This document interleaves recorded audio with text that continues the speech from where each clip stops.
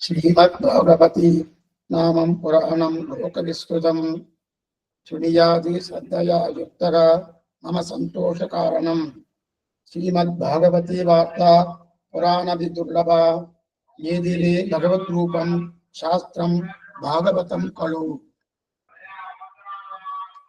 இந்த ஸ்லோகமானது பாகவத புராணத்துடைய வைபவத்தை சொல்ல வந்தது. அப்படிப்பட்ட வைபவம் அளிக்கக்கூடிய பாகவதம் என்பது 7 நாட்களிலே சுவாமி சுக்கராச்சாரியார் என்பவர் பரீட்சித்து மகாராஜாவுக்கு அனுகிரகித்த ஒரு விஷயம். ஆனால் இது ஒரு காரணத்தை முன்னிட்டு கொண்டுதான் உபதேசம் பண்ணினார். வியாச பகவான் இந்த பாகவதத்தை அனுகிரகித்தார். ஏதேதோ மகாபாரதம் என்ன, மட்டுமுண்டான கிரந்தங்கள் என்ன, இதையெல்லாம் பண்ணி அவருக்கு மனசுல ஒரு திருப்தி ஏற்படவில்லை.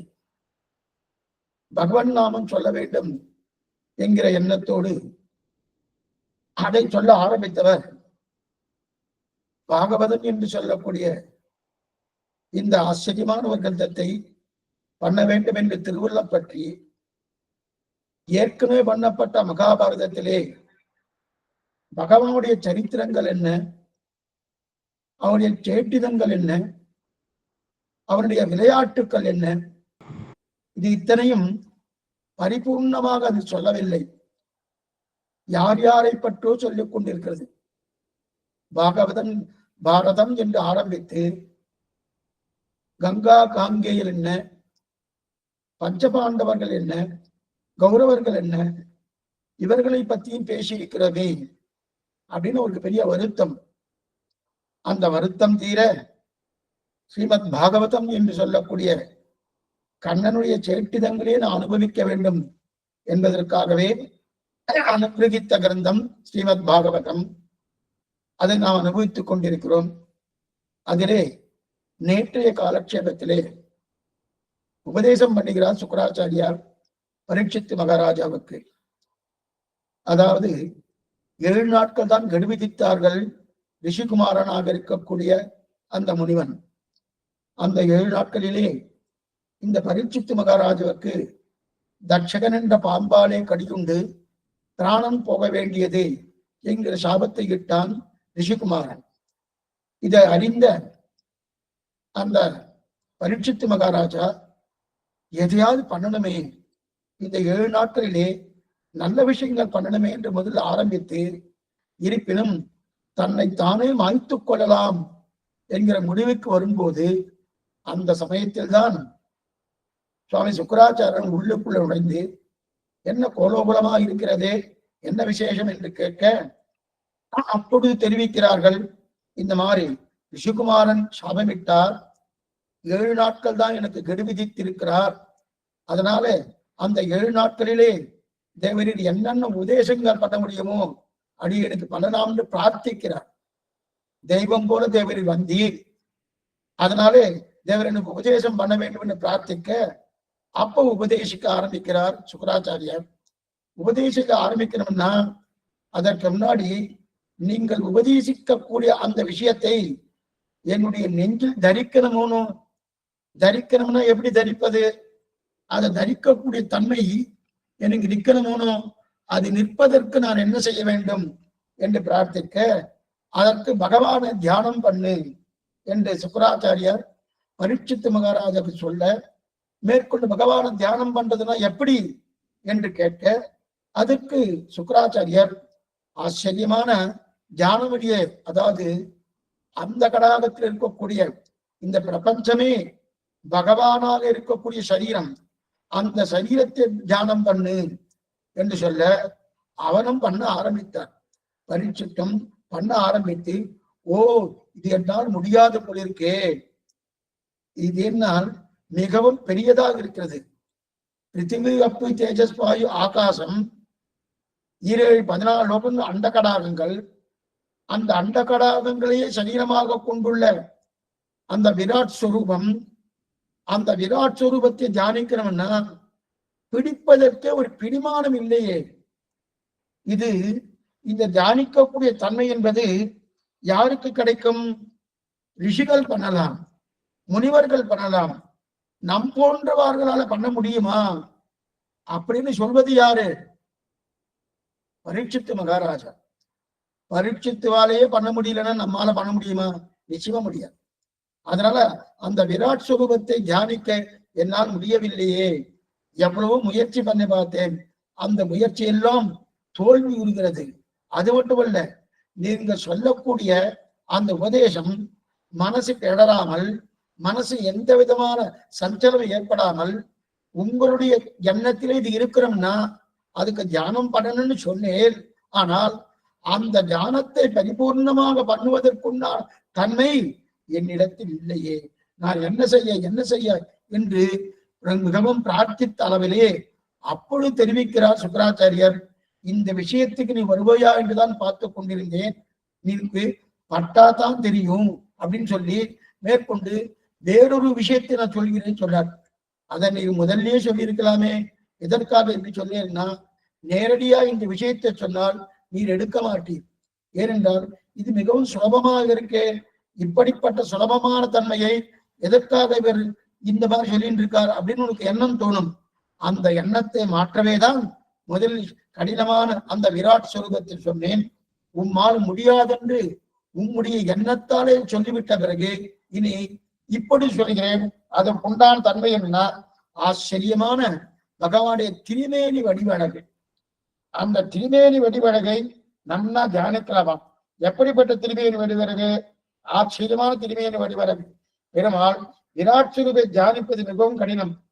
அதில் அப்ப அதுக்கு பதில் என்ன பண்ணா, சங்கு சக்கரங்களை ஏந்திக் கொண்டு, பீதாம்பரை தரித்துக் கொண்டு, அப்படியே ஆடை உடித்துக் கொண்டு, திருமுடி தொடங்கி திருவடியீராக எல்லா திருவாபரணங்களும் சாத்திக் கொண்டு, நின்ற திருக்கோலம் என்ன, கிடந்த திருக்கோலம் என்ன, அதே போல சயன திருக்கோலம் என்ன, வீட்டிருந்த திருக்கோலம் என்ன, இந்தந்த திருக்கோலத்திலே பெருமாளை சேவிக்கலாம், அதைத்தான் உன்னால் தாவிக்க முடியும் பரீட்சித்தே என்று சொல்ல, ஓ அப்படிப்பட்ட நிலைதான் எதிர்பார்த்து கொண்டிருக்கேன்னு சொல்ல, அதை விட்டுட்டு பிருத்திவி அப்பு தேஜஸ்வாயு ஆகாசம் என்னால் நினைக்க முடியாது, இது தேர்ந்த ரிஷிகளுக்குத்தான் இது இருக்குமே தவிர நம் போன்ற சாமானியர்களுக்கு இதை தியானிக்க முடியாது.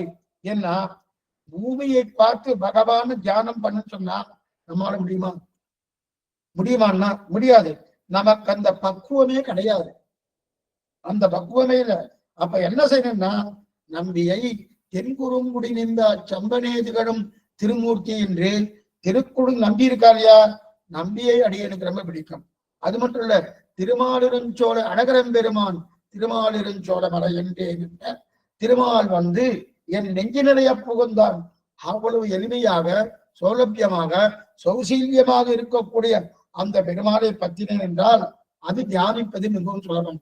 அது மட்டுமல்ல, ஆரணக்கு நின் பாதமே சரணாக தந்தொழிந்தாள், உனக்கோர் கைமாறு நான் ஒன்றிலேன் எனது ஆவியும் உனதை என்று வானவாவல தெய்வநாயக பெருமாள் இருக்கலையா, அவரும் எனக்கு ரொம்ப பிடிக்கும்.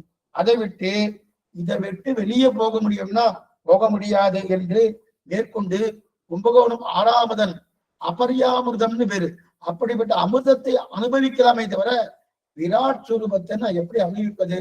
ஆரா அமுதே அடியே நுடலம் நின்பால் அன்பாயே நீராய் அலைந்து கரைய உருக்குகின்ற நெடுமாலே சீரார் சென்னல் கவரி வீசும் சீநீர் திருக்குடந்தை ஏறார் கோலம் கழக்கிடந்தாய் கண்டேன் எம்மானே. அதை சேவிக்க சேவிக்க சேவிக்க மனதையும் கண்ணையும் பறிகொடுக்கக்கூடிய அழகு, அப்படிப்பட்ட அழகு. நீலமேனி ஐயோ இறகொண்டது என் நெஞ்சினை ஏந்திருக்கிறாளையா, இதைத்தான் நம்மாழ்வாரும் பிரார்த்திக்கிறார். நீராய் நிலனாய் தீயாய் காலாய் நெடுவானாய் சீரார் சுடர்கள் இரண்டாய் சிவனாய் அயனானாய், நீயே பிருத்திவி, நீயே அப்புனா தண்ணீர், நீயே தண்ணீர், நீயே தேஜஸ், நீயே வாயு, நீயே ஆகாசம் என்று சொல்ல பெருமாள் சாமர்த்தியமா அதுக்கு ஒரு பதில் தெரிவிக்கிறார். ஆழ்வீர் எல்லாமே நான் தானே, நெருப்பும் நானே, தீயும் நானே, காற்றும் நானே, ஆகாசமும் நானே, தண்ணீரும் நானே, வாயுவும் நானே சொன்னீங்கன்னு. அப்ப தண்ணீராக நான் இருக்கிறபடியாலே உம்முடைய அவதார ஸ்தலத்துக்கு பக்கத்தில் இருக்கக்கூடிய அந்த தாமிர நதி தீர்த்தத்தையே தேவரை சேவிக்கலாமே என்று சொல்ல, நான் சொன்னது உண்மைதான். ஆனால் அதில் எந்த விதமான சந்தேகம் இல்லை. இருந்தாலும் நீர் எப்படி வர வேண்டும் என்றால், ஊராராடி வெஞ்சங்கேந்து கொடியேன்பால் மாறாய் ஒரு நாள் வண்ணம் வெண்ணம் மகிழவென்று சங்க சக்கரத்தை கையில் ஏற்றிக் கொண்டு எழுந்தருள வேண்டும் என்று பிரார்த்திக்கிறார் ஆழ்வார்.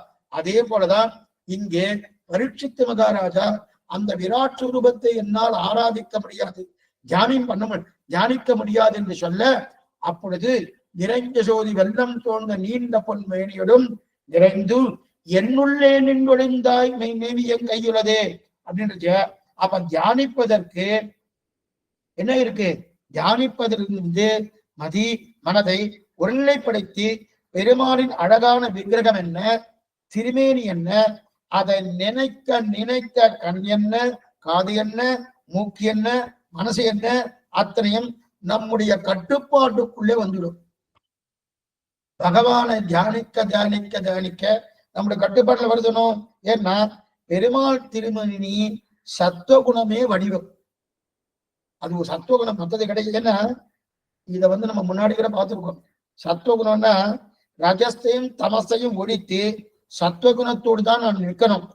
இது இத்தனை எங்களுக்கு பரீட்சத்துக்கு சொல்லிக் கொடுக்குறேன். சத்துவகுணத்தோடு இருக்கக்கூடிய திருமேனியை சேவிச்சாலே நமக்கும் அந்த சத்துவகுணம் பரிபூர்ணமா ஏற்படுது. இதை நன்னா புரிஞ்சுட்டான் யாரு? பரீட்சித்து. புரிஞ்சுட்ட உடனே இனிமே தியானம் பண்ணுவதற்கு உகந்த திருமேனி இதுதான். எந்த திருமேனி?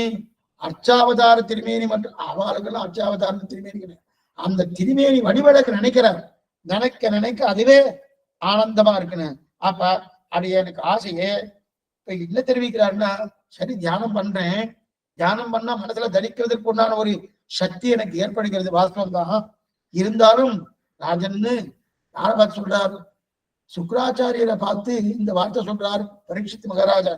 அடியனுக்கு தேவரீர், அடியனுக்கு உலகம் எப்படி சிருஷ்டிக்கப்படுகிறது, எப்படி காக்கப்படுகிறது, எப்படி அழிக்கப்படுகிறது, இதை தெரிந்து கொள்ள வேண்டும் என்று ஆசையில் இருக்கிறார்.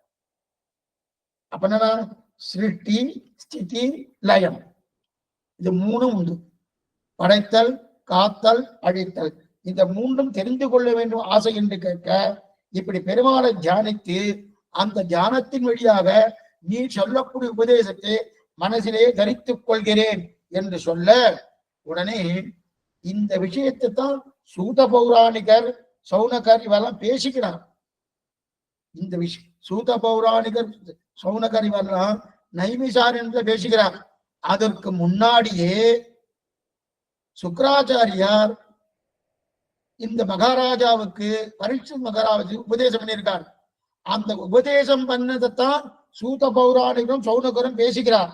அவ பேசிட்டு இருக்கச்சே, ஓ பரீட்சித் இந்த மாதிரி கேட்டாரே, கேட்டபடியாலே அப்ப பெருமாளுடைய திருமேனியை தியானிப்பது எவ்வளவு ஆனந்தமா இருக்கு, எவ்வளவு இனிமையா இருக்கு அப்படின்னு அவ பேசுகிறார். இத சுகர் சொல்ல சொல்ல அவ பேசுகிறார். அப்ப உனக்கு கண்ணும் காதும் மூக்கும் பெருமாள் எதற்கு கொடுத்தாருன்னா, அவனை பார்ப்பதற்காக கண், அவனை முகர்வதற்காக மூக்கு, அவனுடைய சேட்டுதங்களை கேட்பதற்காக செவி, அவனுடைய ஒரு பிரசாதத்தை ருசிப்பதற்காக நாக்கு, அவன் நாமத்தை சொல்வதற்காக வாய், இதெல்லாம் கொடுத்திருக்காரனோ. அப்படி இருக்கச்சதே, இதைத்தான் முகுந்த மாலையிலே குலசேகராழ்வார் தெரிவிக்கிறார். இனிமையான ஆச்சரியமான பிரபந்தம் முகுந்த மாலை. ரித்வே கீர்த்தய கேசவம் மரலிபம் கேதோபதத் ஸ்ரீதரம் வாணித்யம் பவக்த அச்சயகத அச்சுதபத ஸ்ரோத்ரத்வயத்தம் ஸ்ருணு. ஏ நாக்கே, பெருமாளை பாடுவதற்கு நீ படைக்கப்பட்டாய். ஏ நாக்கே, நீ பெருமாளை பாடுவதற்காக படைக்கப்பட்டாய். ஏ மூக்கே, அவருடைய துளசியை முகர்வதற்காக நீ படைக்கப்பட்டாய். ஏ கண்ணே, அவனை பார்ப்பதற்காக நீ படைக்கப்பட்டாய். நம் கண்ணால் ஒரு நாள் கூட பெருமாளை தரிக்கலைன்னு வச்சுக்கணும். பெருமாளை பார்க்கல, நம்முடைய கண்ணால பெருமாளை சேவிக்கலன்னா இந்த கண்ணுக்கு என்ன தெரியுமா அர்த்தம்? கண் வச்சுருக்கேன், கண்ணு பகவான் கொடுத்த கண். இந்த கண்ணால பகவானை சேவிக்கணுமோனோ. சில பேர் தான் பண்ணுவா, வேற கோயிலுக்கு போவா, அங்க போய் முன்னாடி நிற்பா, கண்ணை மூடிட்டு இப்படி கையை கூப்புவா. பராசர மட்டும் கோபமே வந்துருச்சு. அவன் என்ன சொன்ன, இதுக்கு ஆத்திலே பண்ணிருக்கலாம், இதுக்கு நீ கோயிலுக்கு வர வேண்டாம், நீளமே அவன் திருமேனி சேவிக்கணுமோனோ. நீண்ட பொன்மேனியிடம் நிறைந்து என்னுள்ளே நின்றொழிந்தாய் நேமியன் கையுள்ளது. அந்த திருமேனி சேவிக்கணும். நீண்டவ பெரியவாய கண்கள் என்னை வேதமை செய்தனவே அப்படின்னு தெரிவிக்கிறார் இல்லையா. அப்படி இருக்கச்சே அவனுக்கு இருக்கக்கூடிய அந்த கண்ணை வைத்து கொண்டு அவனை சேவிக்கிறமோனோ. ஒருவேளை சேவிக்கலன்னா அந்த கண்ணுக்கு என்ன தெரியுமா அர்த்தம்?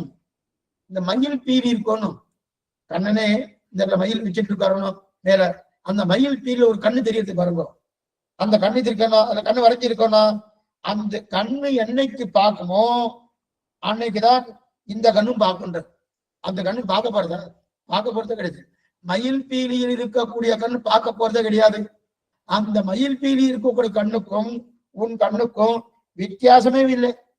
ஏன் வித்தியாசம் இல்லைன்னா அந்த கண்ணும் பார்க்க போறது இல்லை, இந்த கண்ணும் பார்க்க போறது இல்லைன்னா. ஆக காது திரிவிக்ரமவத்தான சரித்திரத்தை கேட்கணும், திரிவிக்ரமவத்தான சரித்திரத்தை கேட்கணும். அது மட்டும் இல்ல, ஒருவேளை அது கேட்கலன்னு வச்சுக்க, அந்த காது இல்லைன்ற காது என்ன சுவாமி காது ரெண்டு காது சொல்லிக்கிறாரு. இந்த காது தெலுங்கு காதுன்னா இல்லைன்னு அர்த்தம் தெலுங்குல. அப்ப நான் அது காதே இல்லை, காது வெடிக்க சொல்ல சுவாமி சொல்றாரு. அந்த காது இல்லைன்னு இதுக்கு சொல்ல வந்தேன்னா, அப்ப அவனுடைய சரித்திரத்தை கேட்கிறமோனோ. திருவிக்கிரமனுடைய சரித்திரத்தை உன்மிதியில் புனலுருவி ஒருகால் நிற்ப ஒரு காலம் காமரிசி அவனன் உள்ளத்து என்மதியம் கடந்தண்ட மீது போகி இருவி செம்பி நோடு போய் எழுந்து அப்படின்னு தெரிவிக்கிறான் இல்லையா. அந்த சரித்திரத்தை பூர்ணமா கேட்கணுமோனோ. அது கேட்கலன்னா அது காதே இல்லைன்னு. அப்ப என்ன சுவாமி என்ன, அப்ப அது காது இல்லைன்னா என்னது? பாம்பு புத்து இருக்கணும், பாம்பு புத்துல ஒரு ஓட்டை இருக்கணும். அந்த ஓட்டைக்கும் இந்த காதல இருக்க ஓட்டைக்கும் வித்தியாசம் இல்லைன்னு. பாம்பு புத்திலையும் ஓட்டை இருக்கு, இவருடைய காதலையும் ஓட்டை இருக்கு, ரெண்டும் ஒண்ணுதான் சுவாமி. பாம்பு புத்தி ஏதாவது கேட்குமா? கேட்க போறது இல்லையே. அதே போலும் உன் காதும் கேட்க போறது இல்லை அப்படின்னு தெரிவிக்கிறா இல்லையா. அப்ப இந்த கை பெருமாளுக்கு நமஸ்காரம் பண்ணணும், பெருமாளுக்கு அர்ச்சனை பண்ணணும். இந்த கை அர்ச்சனை பண்ணலன்னா அப்படி எப்படிப்பட்ட கை? ஒவ்வொன்றும் சொல்லியே வரா பாருங்க. ஜித்யே கீர்த்தவ கேசவம் வரைக்கும் சேத்தோபத சீதரம் என்கிற அந்த முகுந்தமான ஸ்லோகத்திலே ஆச்சரியமா தெரிவிக்கிறார் குலசேகர ஆழ்வார். என்ன தெரிவிக்கிறார்? கண் பார்க்கலன்னா அது மயில் பீலி கண், காது கேட்கலன்னா அது காதே இல்லைன்னு தெரிவிக்கிறார். அதே போல அந்த காது எப்படிப்பட்ட பாம்பு புத்தில இருக்கக்கூடிய காதுக்கு ஓட்டை இருக்கு, இதுக்கும் ஓட்டை இருக்கு அப்படின்னு தெரிவிக்கிறார். கை அவனை சேவிக்கலன்னா, அவனுக்கு அர்ச்சனை பண்ணலன்னா இந்த கை எப்படின்னா ஒரு பிணம் இருக்கணும், பிராணம் போன ஒரு ஆச்சரியமான ஒரு பிணம். அந்த பிணத்துடைய கை எதை ஆடுமா? ஆடவே ஆடாது இல்லையா. அந்த கை எப்படியோ அதே கைதான் இவனுக்கும். அவன் பிணத்தின் கையோடு இதோட கம்பேர் பண்றான். ஆமா வாஸ்தவம் தான். பகவானை நமஸ்கரிக்கலன்னா அது பிணத்தின் கையை போல. பிணவை தான் நமஸ்காரம் பண்ணுமா? நமஸ்கரிக்காது இல்லையா. அதே போலதானே இப்ப கால் அவனுடைய சன்னிதானத்தை நோக்கி நடக்கும். நடக்கலன்னா என்ன சுவாமி? சால் அவன் சன்னிதானத்தை நோக்கி நடக்கலன்னா மரத்துக்கும் வேறு இருக்கு, முனுக்கும் கால் இருக்கு. மரத்துல இருக்கக்கூடிய வேறு எதாவது நடக்குமா? நடக்க போறது இல்லை. உன் காலம் அதே மாதிரிதான், உன் காலம் அதே மாதிரிதான் தெரிவிக்கிறாரு. அதுவும் போகாது, இதுவும் போகாது இல்லையா. ஆக ஒவ்வொரு அவயவமும் அவனுக்காக படைக்கப்பட்டது. கண்ணு அவனை பார்ப்பதற்காக, காது அவனுடைய சேட்டிதங்களை அவனுடைய பராக்கிரமத்தையும் வீரதீர செயல்களையும் கேட்பதற்காக, அதே போல இருக்கக்கூடிய கை அவனை சேவிப்பதற்காக, அர்ச்சனம் பண்ணுவதற்காக, கால் அவனுடைய சன்னிதானத்தை நோக்கி நடப்பதற்காக. இது இத்தனை இருக்கணும். ஆக கண்ணோ காதோ மூக்கோ எதுவா இருந்தாலும் அவனுக்கு உபயோகப்பட்டால் அதுதான் பகவான் நம்மை சிருஷ்டித்ததன் பயன். அவனுக்கு உபயோகப்படணும். அது உபயோகப்படாம ஏதோ பண்ணிட்டு தான் வச்சுக்க, அதான் பயன். இத சூத பௌராணிகர் சோனகர் சொல்லிட்டு இருக்கார். சூத பௌராணிகர் சௌதரத்தில். இதே போலதான் திருமங்கையாழ்வார் ஒரு பாட்டு பாடியிருக்கார். 10 பாட்டு வரை. நீள்நாகம் சுற்றி நெடுவரை நட்டு ஆழ்கடலை பேனான் கடைந்த உதம் கொண்டு வந்த வெம்மான். ஆச்சரியமான பதிகம். இந்த 10 பாட்டுல இந்தந்த அவயவங்கள் எல்லாம் பகவானுக்காக சமர்ப்பிக்கலாம். அவ பெருமாளை கண்டால் தான் கண், கேட்டால் அதான் காது. பெருமாளை கண்டால்தான் கேட்டால்தான் காது. என்ன பண்ணுங்க? பெருமாளை கண்டால்தான் கண்ணே, பெருமாளை கேட்டால்தான் காது, பெருமாளை வணங்கினால்தான் கை, பெருமாளை நினைத்தால்தான் மனசு. பெருமாளை ஒவ்வொரு அவயவம் அவனுக்காக படைக்கப்பட்டவை. அப்படி இருக்க செய்து அவனுக்காக படைக்கப்பட்ட அந்த வஸ்துவை நாம் நம்முடைய விஷயத்தை உபயோகப்படுத்தினால் அது எது போல? காது இருந்தும் பிரயோஜனம் இல்லை, கண் இருந்தும் பிரயோஜனம் இல்லை, கால் இருந்தும் பிரயோஜனம் இல்லை, கை இருந்தும் பிரயோஜனம் தெரிவிக்கிறார். ஆக இதுவரையில் இந்த அத்தியாயம் முடிகிறது. இனி அடுத்த அத்தியாயத்திலே சிருஷ்டி எப்படி பண்றப்படுறது பரீட்சித்து கேட்க சுக்கராச்சாரியர் சுருக்கமா சொல்றார். சுக்கராச்சாரியர் மேலும் பின்னாடி விவரமா விவரிக்க போறார். பின்னாடி இந்த பரீட்சத்துக்கிட்ட சிருஷ்டி எப்படி பண்ணப்பட்டதுன்னு சொல்லி பிரார்த்திக்கிறாரோ சுக்கராச்சாரிட்ட, அந்த பிரார்த்தனைக்கு நாங்க சிருஷ்டியை பத்தி சொல்லணும்னு சொல்ல ஆரம்பிக்கிறார். இப்பவும் சொல்ல போறார், பின்னாடியும் மறுபடியும் சொல்ல போறார். ஆனா இப்ப சுருக்கமா சொல்றார். நாமும் சுருக்கமா தான் பார்க்க போறோம். ஆனா பின்னாடியும் சொல்ல போறார். இதே விஷயம் சொல்ல போகிறார். இப்படி இருக்க செய்து இப்ப இந்த அத்தியாயத்தை ஆரம்பிக்கிறார். இதன் விரிவாக சொல்லலாம்னா விரிவாக போய் வச்சுன்னா எங்கேயோ போயிடும். சுருக்கமா பார்ப்போம். பகவான் எப்படி சிருஷ்டிக்கிறார்? இப்ப கொஞ்ச நாள் நீங்க நல்லா நிமிர்ந்து உட்கார்ந்து கேட்கணும். பகவான் எப்படி சிருஷ்டிக்கிறான்னா, நாம் சிருஷ்டிக்கு முன்னாடி எப்படி இருந்தோம், இப்ப எப்படி இருக்கிறோம்? பகவான் நம்ம சிருஷ்டித்திருக்கானோ, சிருஷ்டிக்கு முன்னாடி, அத படைப்பதற்கு முன்னாடி நாம் எப்படி இருந்தோம்னா, சிருஷ்டிக்கு முன்னாடி அணுவாக சூஷ்மமாக இருப்போம். சூஷ்மமா இருக்கும். நமக்குள்ள பெயரோ, படியனுக்கு இந்த பெயரு கிருஷ்ணன் பேரு, உங்களுக்கு ஒவ்வொரு பெயர் இருக்கும். இந்த உருவம் இருக்குமோனோ அந்த பெயரோ உருவமோ எதுவுமே கிடையாது. படைப்பதற்கு முன்னாடி, பகவான் நம்மை படைப்பதற்கு முன்னாடி நமக்கு உருவமோ பெயரோ எதுவுமே இருக்காது. அப்ப பெயரிலும் உருவத்திலும் வேறுபாடு இருப்பது என்பது இப்பதான். இதற்கு முன்னாடி சிருஷ்டிப்பதற்கு முன்னாடி பெயரிலும் உருவத்திலும் வேறுபாடு இருக்குமானா இருக்கவே இருக்காது. பெயர் உருவ வேறுபாடு இல்லாமல் சூஷ்மமாக இருக்கும்.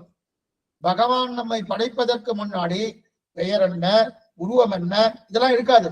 இதெல்லாம் இல்லாமல் சூஷ்மமா இருக்கும். சூஷ்மம்னா நம்முடைய கண் கொண்டு பார்க்கக்கூடிய தன்மையோடு இருக்காது. அப்படின்னா அப்படியே பைனாக்குலர் வச்சு பார்த்தா தெரியுமோ என்னமோ தெரியாது. ஆனா அவ்வளவு சூஷ்மமா இருக்கும். அந்த சூஷ்மத்தை அடைந்து நம்ம என்ன பண்ணோம், அந்த பிரம்மத்தோடு ஒட்டி கிடப்போம். பிரளய காலத்துல எப்படி இருப்போம், நாம் பிரம்மத்தோடு ஒட்டி கிடப்போம். பிரம்மத்தின் சரீரத்தோடு ஒட்டின்னு இருப்போம். அப்ப நமக்கு உருவமோ பெயரோ எதுவுமே இருக்காது. பிரம்மம் யோசிக்கிறது. இப்ப என்ன யோசிக்கும், நாம் இனிமே படைப்பு தொழிலை ஆரம்பிப்போம். அப்படியே சுருக்கமா தான் சொல்ல போறேன்.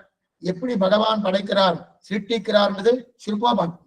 படைப்பு தொழில் ஆரம்பிப்போம். பகுஷ்யாம் பிரஜாயேய. பகவான் சங்கல்பம் பண்றாரு. நானே பலபடிபடியாக ஆக கடவேன். பிரம்மம் சிருஷ்டிக்கிறதுனா, இப்ப நம்ம ஏதோ ஒரு காரியத்தை பண்றோம், ஏதோ ஒன்று பண்றோம்னா ஒரு பொருளை வைத்துக் கொண்டு அந்த பொருளை வைத்துக் கொண்டு அந்த பொருளுக்கு தகுந்தவரை அதை மாத்திரமும். அதே போல பிரம்மமானது ஒரு பொருளை வைத்துக் கொண்டு இந்த ஜெகத்தை சிருஷ்டிக்கிறதுனா கிடையாது, தானே ஜெகத்தாக உருவெடுக்கிறது. இதான் ஜெகத் சர்வம் ஷரீரந்தே, தானே ஜெகத்தாக உருவெடுக்கிறது. நல்லா புரிஞ்சுங்க. ஏன்னா பகவான் ஸ்ரீமன் நாராயணன் படைக்க ஆரம்பிக்கும் போது ஒரு சங்கல்பம் பண்ணுவார். மன உறுதி கொள்கிறார். என்னன்னா, என்னிடத்திலிருந்து இந்த உலகம் உருவாக போகிறது. என்னிடத்திலிருந்து புரியத்துக்காக சொல்ல, ஒரு பானை பண்றோம்னா கொஞ்சவன் என்ன பண்ணுவார், இந்த மண்ணை வைத்துக் கொண்டு நான் பானை பண்ண போகிறேன் அப்படின்னு சொல்லுவார். அதே போல பகவான் சிருஷ்டிக்கிறான், படைக்கிறான்னாலே இதை வைத்துக் கொண்டு நான் படைக்கிறேன் கிடையாது. நானே படைப்பாளி, நானே படைப்பும் பொருள். கடல் ஞானம் செய்தேனும் யானே என்னும், கடல் ஞானம் ஆவேனும் யானே என்னும், கடல் ஞானம் கொண்டேனும் யானே என்னும், கடல் ஞானம் கீண்டேனும் யானே என்னும். ஆழ்வார் 5ஆம் பத்தில தெரிவிக்கிறார். அப்படி இருக்கச்சது அப்ப என்னிடத்திலிருந்து இந்த உலகம் முழுவதும் படைக்கப் போகிறேன். அவரிடத்திலிருந்து தான் படைக்கிறார். அவருடைய திருமேனிதான் பாடுதலுக்கு உட்படுகிறது. அவர் திருமேனிதான் மாறுறது. அந்த மாறும்போது உலகம் முழுவதும் என்ன ஆகுது? பிரபஞ்சமாக ஆகிறது. உலகம் முழுவதும் பிரபஞ்சமாக ஆகுது. ஏன்னா கொஞ்ச நாள் இந்த ஆட்டம் நடக்கும், முடிஞ்ச உடனே மொத்தமும் தடுத்து வைத்துருவார். இந்த உலகம் முழுவதும் நடக்கிறதுனோ கொஞ்ச நாள் இந்த ஆட்டம் நடந்துட்டு இருக்கும். அதுக்கப்புறம் நான் மொத்தம் தடுத்து ஈர்த்திடுவார். பிரம்மத்திலிருந்து தான் நாம் தோன்றுகிறோம். அந்த பிரம்மத்திலே போய் ஒன்றி போகிறோம். நம்முடைய படைப்பு எப்படி தெரியுமா? பிரம்மத்திலிருந்து தான் நம்ம படைக்கப்படுகிறது. மறுபடியும் அந்த பிரம்மத்திலே ஒன்றி போகிறோம். இது போல சுவாமி இந்த மாதிரி கேள்விப்பட்டதே கிடையாது. உண்டு. சிலந்தி பூச்சி இருக்கு இல்லையா? அந்த சிலந்தி பூச்சி தன்னுடைய வாயிலிருந்து தான் நூல் விடும். அப்படியே கூடு கட்டுறது பாருங்க. அந்த கூடு கட்டுறச்சே வாயிலிருந்து தான் கிட்டு கிட்டு கிட்டுன்னு கட்டும். கட்டி முடிச்ச உடனே அதோட போய் விளையாடிட்டே இருக்கும். அதுல இந்த பக்கம் அந்த பக்கம் அதுல திரும்பி திரும்பி விளையாடிட்டு இருக்கும். கொஞ்ச நேரம் நாடி ஆயிடுச்சுன்னா தனக்கு போதும்னு நினைச்சுனா அந்த மொத்த நூலையும் தனக்குள்ளேயே இழுத்துக் கொள்ளும். மொத்த நூலையும் தனக்குள்ளே இழுத்துக் கொள்றது. அதே போலதான் பிரம்மம் என்ன பண்ணுதான்? தன்னுடைய சரீரத்திலிருந்தே உலகம் அத்தனையும் உருவாக்குறது. நாம என்ன நினைப்போம்? கொயவன் பண்ற மாதிரி பகவான் பண்றார் போல் நினைக்கிறோம். தவறான கருத்து. கொயவன் மண்ணை வைத்துக் கொண்டு பாவனை பண்ணுகிறார். ஆனா பகவான் ஏதோ ஒரு பொருளை வைத்துக் கொண்டு உலகத்தை சிருஷ்டிக்கிறார்னா கிடையாது. தன்னுடைய சரீரம்தான் உலகமாக மாறுகிறது. தன்னுடைய சரீரம் தான். அப்ப சரீரம்னா இப்ப சரீரம் இருக்காதுன்னு கேட்காதீங்க. சரீரத்துக்கு ஒரு சின்ன பகுதி, ஒரு சிறு பகுதி, அந்த பகுதி தான் உலகமா மாறுறது. அதுக்குதான் என்ன எக்ஸாம்பிள்? சிலந்தி தன்னுடைய வாயிலிருந்து மூளை வெளில விடுறது. வெளில விட்ட உடனே கிட்டு கிட்டுக்குன்னு அது என்னென்ன ஆட்டம் பாட்டம் கொண்டாட்டம் இதெல்லாம் பண்ணிக்கிறது. போதும்னு நினைச்சுட்டுனா என்ன ஆகுது? அந்த நூலையை தன்னுடைய வாய்ப்புள்ளி ஈழ்த்துக்கிறதுனும். அதே போல பகவான் படைக்கிறார் தன்னுடைய சரீரத்திலிருந்து. இந்த சரீரமே பிரபஞ்சமா ஆறுது. போதும்னு நினைச்சா மறுபடியும் இந்த சரீரத்தையே தன்னுடைய சரீரத்தோடு சேர்த்துக் கொள்கிறார். அதான் லயம்னு பேர். லயம் அதானது அழித்தல், படைத்தல், காத்தல், அழித்தல். அந்த அழித்தலிருந்து பகவான்கிட்ட போய் லயக்கிறது. சரி, சிருஷ்டிக்கும் போது பகவான்ட்டு தான் கிளம்புறது. நித்தியம் கிளம்புறதுனும் எது போறோம்னா பிரம்மம் தன்னுடைய சரீரத்திலிருந்து உலகம் அத்தனை உருவாக்கம். போதும் தெரிஞ்சுட்டு வச்சுக்க, மொத்தத்தையும் தன்னுக்குள்ளே இழுத்துக்கும். தன்னுக்குள்ளே இழுத்துக்கிறதுனும் எது போல புரியத்துக்காக சொல்றேன். கடல்ல சமுத்திரத்துல கடல் அலை நன்னா அடிக்கிறதோனும் அடிக்கிறச்சே இந்த அலை அந்த அலை அந்த அலை ஒவ்வொரு அலை வந்துட்டு இருக்கு. அந்த மறுபடியும் அந்த அலை என்ன பண்றது? கடலுக்குள்ளே தானே போறது. கடலை அடிச்சு அடிச்சு தண்ணி கரைக்கு வந்தா கூட மறுபடியும் அந்த அலை கடலுக்குள்ளே தானே போறது. அதே போல பிரம்மத்திலிருந்து உலகம் அத்தனையும் உருவாகும். பிரம்மத்தினிடத்திலேயே மொத்தையும் போய் லயிக்கும். இந்த சிருஷ்டி கேட்கிறான் பரீட்சித் மகாராஜா சுக்கராச்சாரிய கேட்கிறார். பிரம்மத்திலிருந்து தான் அனைத்தும் உருவாகும். அதே பிரம்மத்தில்தான் அனைத்தும் மொத்தமும் போய் லயிக்கும். எது போல? இன்னொரு எக்ஸாம்பிள் சொல்றேன். ஆகாசத்திலிருந்து இது மழையை பார்த்தா ஆகாசத்தை பார்த்தா மயில் இருக்கணும். மயில் இந்த மழை மேகத்தெல்லாம் பார்த்தாச்சுன்னா என்னன்னா, வெண்மையில பார்த்தாலோ மேகத்தை பார்த்தாலோ ஆண்மையில் என்ன பண்ணும்னா தோகை விரித்து நன்னா ஆடும். ஆகாசத்துல எதை மேக கூட்டங்கள் வந்தாலோ அல்லது பெண்மையிலை பார்த்தாலோ ஆண்மையில் நன்னா தோகை விரித்து ஆடும். கொஞ்ச நாள் நன்னா ஆடிண்டே இருக்கும். தனக்கு போதும் நினைச்சா அந்த தோகை அத்தனையும் தனக்குள்ளேயே சுருக்கி கொள்ளும். தனக்குள்ளேயே சுருக்கி கொள்ளும். அதை போல பிரம்மத்திலிருந்து தான் மொத்தமும் உருவாகிறது. எத்தனை எக்ஸாம்பிள் சொல்லியிருக்க பாருங்க. ஒரு எக்ஸாம்பிள் சிலந்தி வலை, மற்றொரு எக்ஸாம்பிள் கடல் அலை, மற்றொரு எக்ஸாம்பிள் மயில். அந்த மயில் ஆண்மையில் தொகை விரித்து ஆடும் போது அது மறுபடியும் அந்த தொகையை தன்னுடைய சுருக்க கொடுத்தனும். அதே போலதான் பிரம்மம் மொத்தமா தான் தான் உருவாக்குறது. அந்த பிரம்மத்திலேயே உருவாக்கின அதை லயிக்கும் போது அந்த பிரம்மத்திலே போய் அடையாது. அதனால அப்ப பிரம்மத்தின் திருமேனி மூல பிரகிருதி. இனிமே இன்னும் கொஞ்சம் ஜாகிரதையா கேட்கணும். அடைய சுருக்கமா தான் சொல்ல போறேன். இது மேற்கொண்டு மேலே வரப்போறது, மேலே வரப்போறது. அப்ப வரைக்கும் இப்படி நல்லா சொல்றேன். அப்ப பிரம்மத்துடைய திருமேனி மூல பிரகிருதி அது ரொம்ப பெருசு. ரொம்ப பெருசுன்னா எப்படி சுவாமி? ஆழ்வாரே சொல்லியிருக்காரு, சூழ்ந்து அகழ்ந்து ஆழ்ந்து உயர்ந்த முடிவில் பெரும் பால், சூழ்ந்து அதனில் பெரிய பரநன்மலர் சோதி, சூழ்ந்து அதனில் பெரிய சுடர்ஞான இன்பம் அப்படின்னு தெரிவிக்கிறானோ. சூழ்ந்து அகன்று ஆழ்ந்து உயர்ந்த முடிவில் பெரும் பால், அவ்வளவு பெரியது அந்த பிரகிருதி தான் மூல பிரகிருதி. இதை வைத்துக் கொண்டுதான் பகவான் எல்லாத்தையும் உருவாக்குறார். முதல்ல பிரகிருதி. இந்த பிரகிருதி இல்லையா, பொங்கைம்புரனும் பொறியைந்தும் கருமைந்தெரியும் ஐம்பூதம் எங்கும் உயிரை பிறகுருதி. ஆழ்வார் பாட்டு இருக்கு 10ஆம் பாட்டுல, இங்கு உயிரை பிறகுருதி. அங்க பிரகிருதின்னு சேவிக்கப்படாது. பிரகிருதி என்று சொல்லக்கூடிய சப்தம் சம்ஸ்கிருத பாஷை. அங்கன பிறகுருதி தமிழ் பாஷைக்கு தந்தவா பிறகுருதின்னு சேவிக்கணும். அப்படி அந்த பிரகிருதியிலிருந்து தான் முதல்ல பிரகிருதியை மகானா மாத்துறார். பிரகிருதியை மகான் என்று மாற்றுவார். மகான்ல இருந்து அகங்காரம் மாற்றுவார். அகங்காரம் மூணா பிரியும். சுருக்கமா சொல்றேன். முதல்ல பிரகிருதி, மூல பிரகிருதி. மூல பிரகிருதி பகவானுடைய சரீரம். எல்லாம் மூல பிரகிருதியில போய் லைக்கம், அது பகவத் சரீரம். அந்த பகவத் சரீரத்திலிருந்து மூல பிரகிருதியிலிருந்து முதல்ல மகான் என்று பிரிப்பார். மகானா மாத்துவார். மகான்னா என்ன சுவாமி? அது ஒரு தத்துவம். அந்த மகா தத்துவமா மாத்துவார். அந்த மகான் என்ன பண்ணும்? அந்த மகத் தத்துவம் என்றது அகங்காரமா மாற்றும். அந்த அகங்காரம் என்ன பண்ணும்னா மூணா பிரியம். சாத்விக அகங்காரம், ராஜச அகங்காரம், தாமச அகங்காரம் அப்படின்னு மூணா பிரியம்.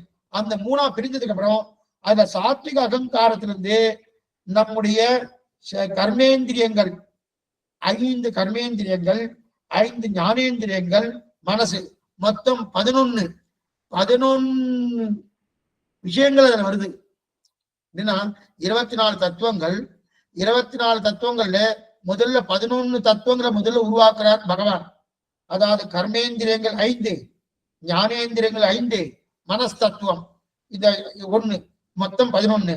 நமக்கு கர்மா செய்வதற்கு புலன்கள் 5, அறியும் புலன்கள் 5, அறியும் புலன்கள் 5, கர்மா செய்வதற்குண்டான புலன்கள் 5. இப்ப முதல்ல சொன்னது கர்மேந்திரியங்கள், ஞானேந்திரியங்கள் என்னன்னு பின்னாடி சொல்றேன். இப்ப சொல்றது கர்மா செய்வதற்குண்டான புலன்கள் 5, அறிவு புலன்கள் 5. அப்படின்னா கண், காது, மூக்கு, நாக்கு, தோல், இந்த 5ம் அறிவு புலன்கள்.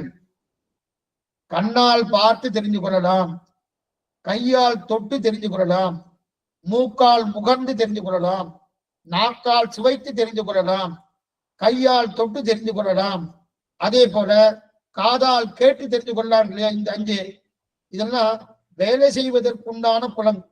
இந்த ஒரு புலன்கள். அதுக்கு அடுத்தது 5 புலன்கள் வேலை செய்யறதுக்கு.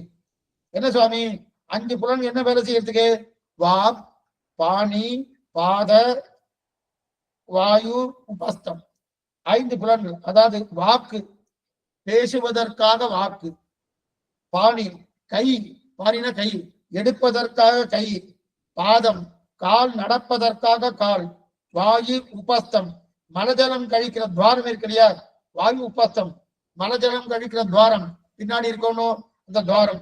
இந்த 5ம் கர்மேந்திரியங்கள். ஆக இந்த 10 பேரை ஆட்டி படைப்பதற்காக மனசு. அப்ப கண், காது, மூக்கு, செவி, தோல், இது ஒரு 5.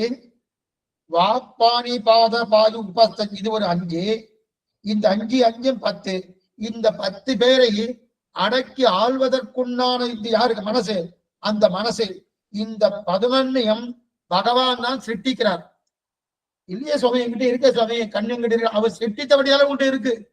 கண்ணாகட்டும், காதாகட்டும், வாத்தாகட்டும், அதே போல பாத உபஸ்தமாகட்டும், எல்லாமே அவர் சிருஷ்டித்தபடியால் உங்கள்கிட்ட இருக்கு. சரி, இது 11. அதன் பிறகு பஞ்ச பூதங்கள், பஞ்ச தன்மாத்திரங்கள். இது வரைக்கும் 11 பார்த்த போனோம். 11 பார்த்த போனோம். மறுபடியும் சொல்றேன் 11 என்னன்னு சொல்லிடுறேன். என்னன்னா முதல்ல வந்து கண்ணு, அதுக்கப்புறம் கை, அதுக்கப்புறம் மூக்கு, அதுக்கப்புறம் நாக்கு, அதுக்கப்புறம் காது, இது 5. அதுக்கப்புறம் வாக்கு, பாணின கை, பாணி, பாதம்னா காலு, வாயு உபஸ்தம், மலம் ஜலம் கழிக்கக்கூடிய 2 துவாரங்கள், இது இத்தனையும் 5. ஆக கர்மேந்திரியங்கள் 5, ஞானேந்திரியங்கள் 5, 5 5 10 ஆயிடுத்து. 5 5 10, இந்த 10 நியமிக்கணுமோ, ஆட்டி படைக்கணுமோ, அந்த நியமிப்பதற்குண்டான தத்துவம் என்பது மனஸ்தத்துவம். அந்த மனஸ்தத்துவம் தான் 11வது தத்துவம் ஆயிடுத்து. இதன் பிறகு இன்னொரு 20 இருக்கு, இன்னொரு 10 இருக்கு. இப்ப முதல்ல 11 பார்த்துட்டோம். கர்மேந்திரியங்கள் 5, ஞானேந்திரியங்கள் 5, மனஸ்தத்துவம் 1, 11. அதுக்கப்புறம் அதன் பஞ்சபூதங்கள், பஞ்ச தன்மாத்திரைகள் இருக்கு. அப்படின்னா சப்த ஸ்பரிச ரூபரச கந்தங்கள், சப்த ஸ்பரிசம் ரூபம் ரசம் கந்தம் அப்படின்னு என்ன சுவாமி? சப்தம்னா ஒளி, சப்தம் கேட்கிற மனு ஓன்னு சப்தத்துக்கு வேணும், ஓன்னு சோன்னு ஒரு சப்தம் வரும். இந்த சப்தத்துக்கு என்ன அர்த்தமும் கிடையாது, ஆனா அது சப்தம் வருதுன்னா அதுதான் ஒளி. சப்தம்னா ஒளி. ஸ்பரிசம்னா என்னது? தொடு உணர்ச்சி, கையில தொடர போனோம், தொடு உணர்ச்சி. ரூபம்னா என்னது? ரூபம்னா பளபளப்பு, பளபளப்புன்னா உருவம்னு வச்சுக்கலாம்.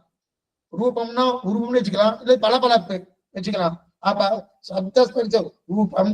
ரசம், ரசம்னா சுவை, ரொம்ப நல்லா இருக்கு சுவாமி, இந்த கண்ணை வந்து ரொம்ப நல்லா இருக்குங்களா. ரசம்னா சுவை. அதே போல கந்தம்னா மனசு, வாசனை, வாசனை மனம், அப்படிப்பட்ட மனம். இந்த 5ஐயும் படிக்கிறார்.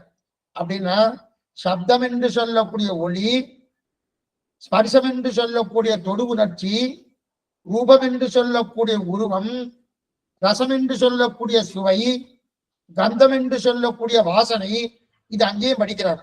இந்த 5ஐயும் தெரிந்து கொள்வதற்காகத்தான் கண்ணு, காது, மூக்கு அப்படி இதெல்லாம் படைக்கிறார். அப்படின்னா கண்ணால் ரூபத்தை பார்க்கலாம், மூக்கால் முகர்ந்து மனத்தை தெரிந்து கொள்ளலாம், நாக்கால் சுவைக்கலாம், கையால் தொடு உணர்ச்சி தெரிந்து கொள்ளலாம், வாயால் பேசலாம்.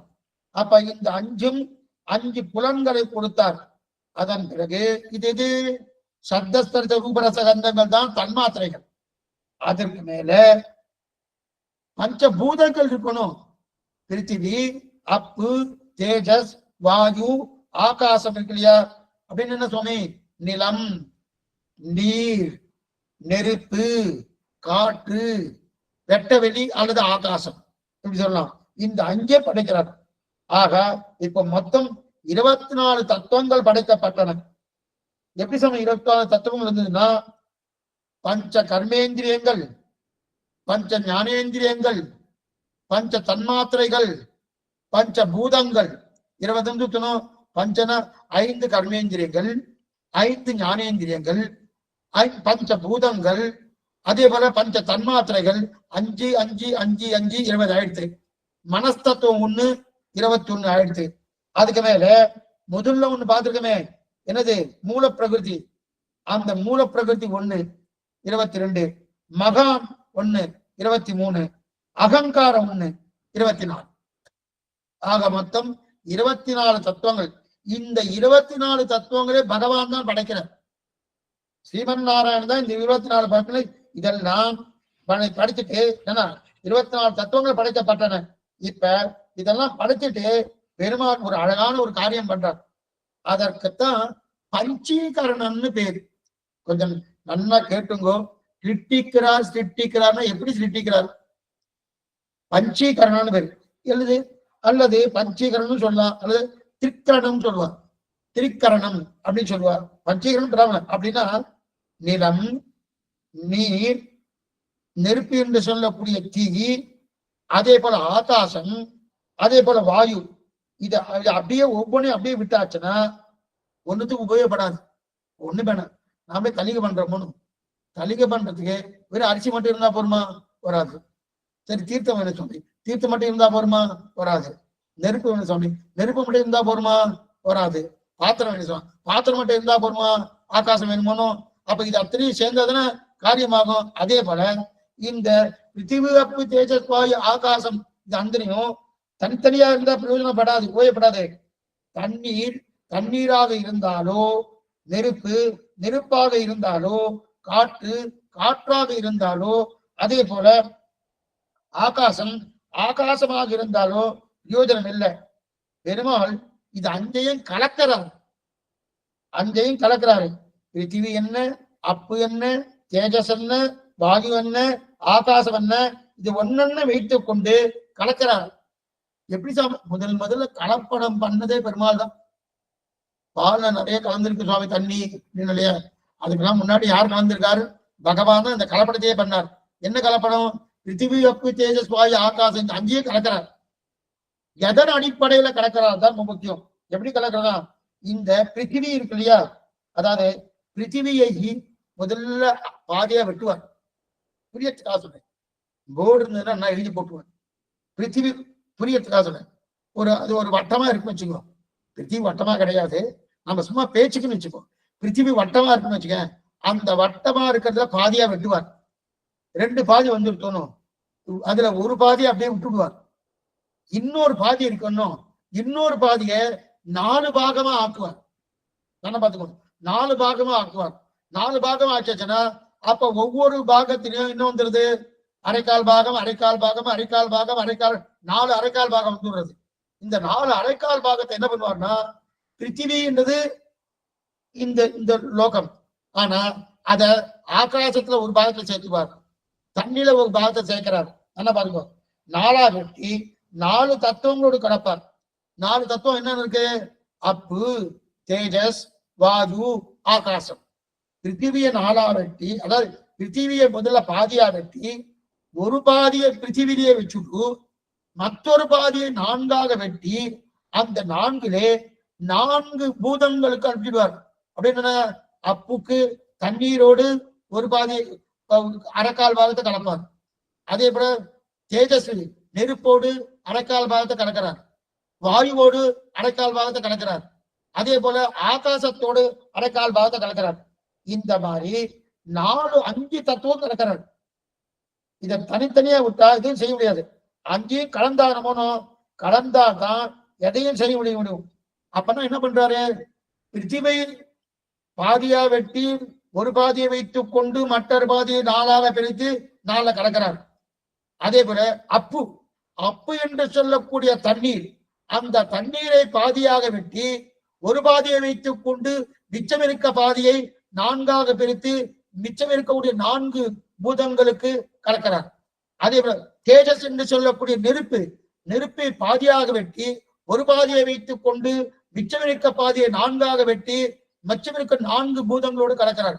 அப்பு, தேஜஸ், வாயுவை பாதியாக வெட்டி மிச்சம் இருக்கக்கூடிய பாதியை 4ஆக வெட்டி அந்த 4 இருக்கக்கூடிய மிச்சம் இருக்கும் 4 பூதங்களோடு கலக்கிறார். பிருத்திவி, அப்பு, தேஜஸ், வாயு, ஆகாசத்தை ஒரு பாதியை வெட்டி ஒரு பாதியை அப்படியே வைத்துக் கொண்டு மற்றொரு பாதியை கலக்கிறார். இப்ப எல்லா பூதங்களுக்குள்ளும் பஞ்ச பூதங்கள் அடங்கி இருக்கு. இப்ப பிருத்திவிக்குள்ள பிருத்திவி 50% இருக்கும், மீ 50% என்ன இருக்கும்? அப்பு, தேஜஸ், வாயு, ஆகாசம், இது 50% இருக்கும். அப்பன்னா முதல் 50% பிருத்திவி, மீதம் இருக்கக்கூடிய 50% 4 பூதங்கள்.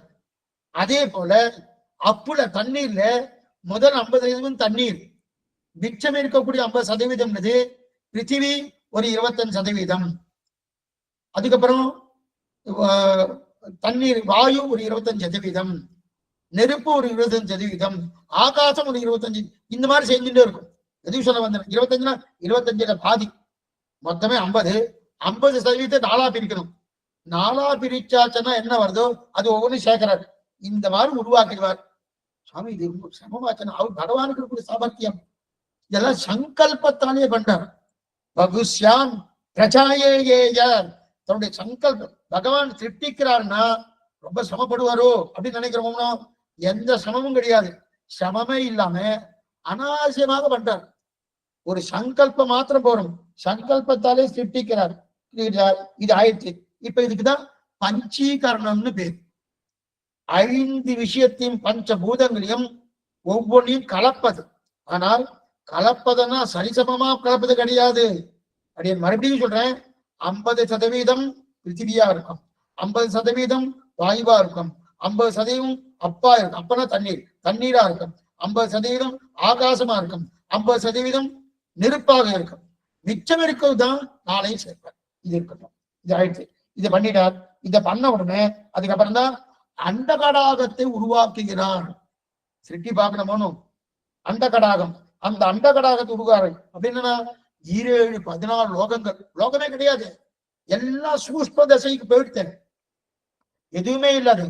ஒன்னும் தேவம் உலகம் உயிரும் மட்டும் யாதுமில்லா அன்று நான்முகன் தன்னோடு தேவரலோகோடு உயிர் படைத்தான். ஆழ்வார் தெரிவிக்கிறானோ 4ஆம் 10 10ஆம் திருவாய் முதல் பாத்திரத்தை ஒன்னும்னா என்னது?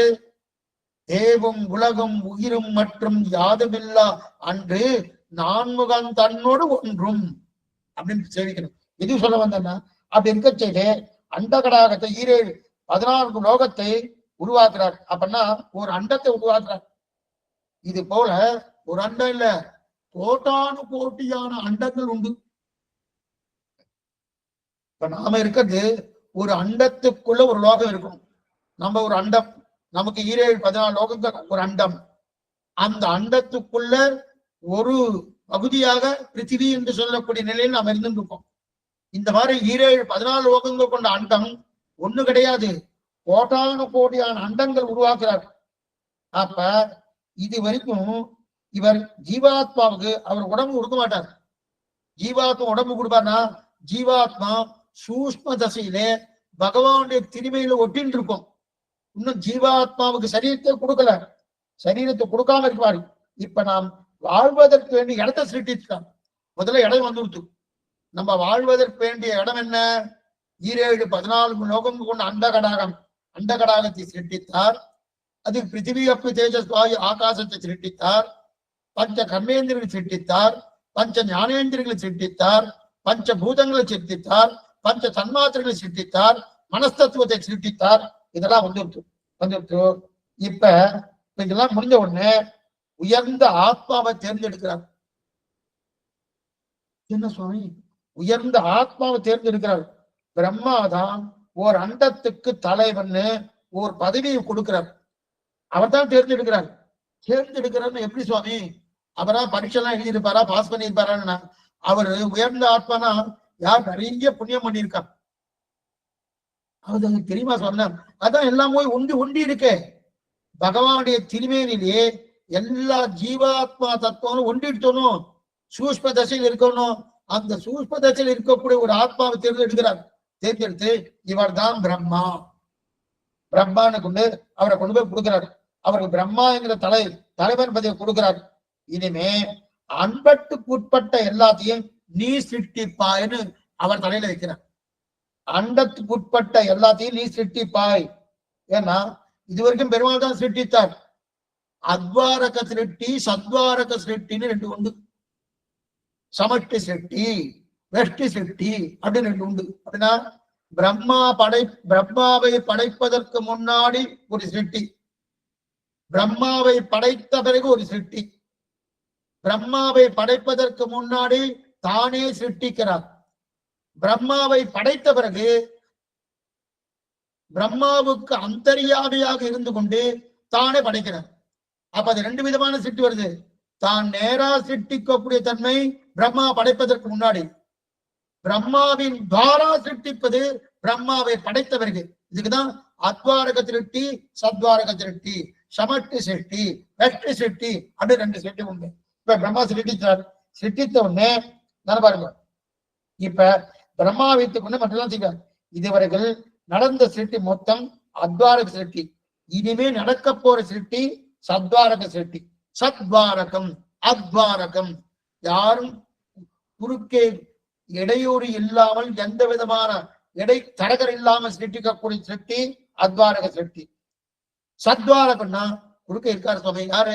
சிவன் நாராயணன் இருக்கார், அதான் சத்வாரகை. அப்ப அண்டத்தை உருவாக்கும் வரைகள் பிரம்மத்தின் மேல, அண்டத்தை உருவாக்கும் பிரம்மத்தின் மேல.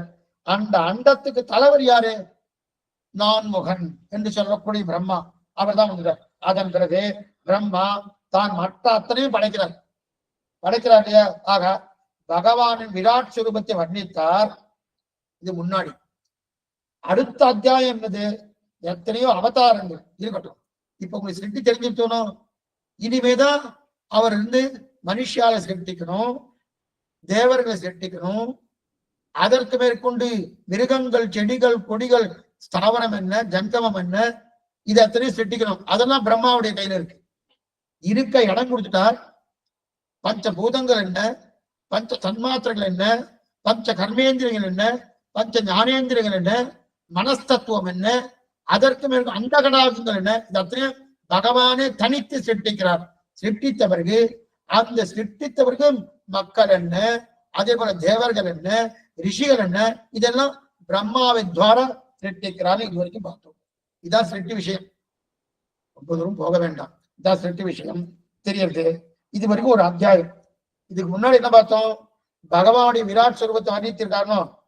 அடுத்த அத்தியாயம் என்ன தெரிவிக்கிறதுன்னா, இனி அந்த அத்தியாயம் முடிவெடுத்து அடுத்த அத்தியாயம் பகவானுடைய அவதாரங்களை தெரிவிக்கிறது. பெருமாள் அண்டத்தை எப்படி படைத்தார், பிரம்மாவை எப்படி உள்ளே புரித்தலாம் வரையும் நம்ம பார்த்துட்டோம். அண்டத்தை எப்படி படைத்தார்? பஞ்ச கர்மேந்திரியங்கள், பஞ்ச ஞானேந்திரியங்கள், பஞ்ச பூதங்கள், பஞ்ச தன்மாத்திரைகள், மனஸ்தத்துவம், மூல பிரகிருதி, மகான், அகங்காரம், இந்த 24 தத்துவங்களை படிச்சுட்டாரோ. படித்து முடிச்ச உடனே இதுதான் அண்ட கடாகத்தை பண்ணிட்டார் தெரியாது. அதுக்கப்புறம் ஒரு உயர்ந்த ஆத்மாவை தேர்ந்தெடுத்து அவருக்கு பிரம்மாங்கிற பதவி கொடுத்தார். அது வரைக்கும் பார்த்துட்டோம். இனிமே பகவானுடைய அவதாரத்தை சொல்ல போறார். இது வரைக்கும் பார்த்தது சிருஷ்டி விஷயம். இனிமே அவதாரங்கள் விஷயம். வெவ்வேறு அவதாரங்கள் கிட்டத்தட்ட 25, 26 அவதாரங்கள் உண்டு. அவதாரம் 25 கணக்குக்காக சொல்லிட்டு இருக்கிற அவ்வளவுதான சொன்னேன். அஜாயமானோ பகுதா விஜாயத்தே, பிறப்பில் பல்பிறவி பெருமான். அதான் தெரிவிக்கிறது.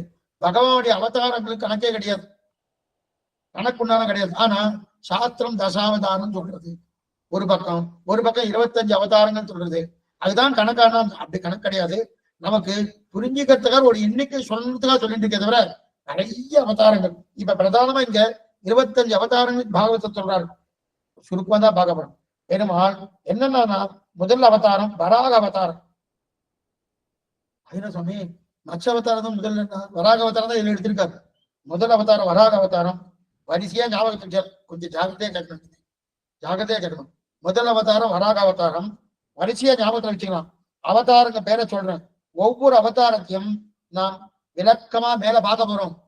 வராக அவதாரம் எப்படி பண்ணினார், அம்ச அவதாரம் எப்படி பண்ணார், வியாச அவதாரம் எப்படி பண்ணார், பரசுராம அவதாரம் எப்படி பண்ணார், பின்னாடி பார்க்க போறோம்.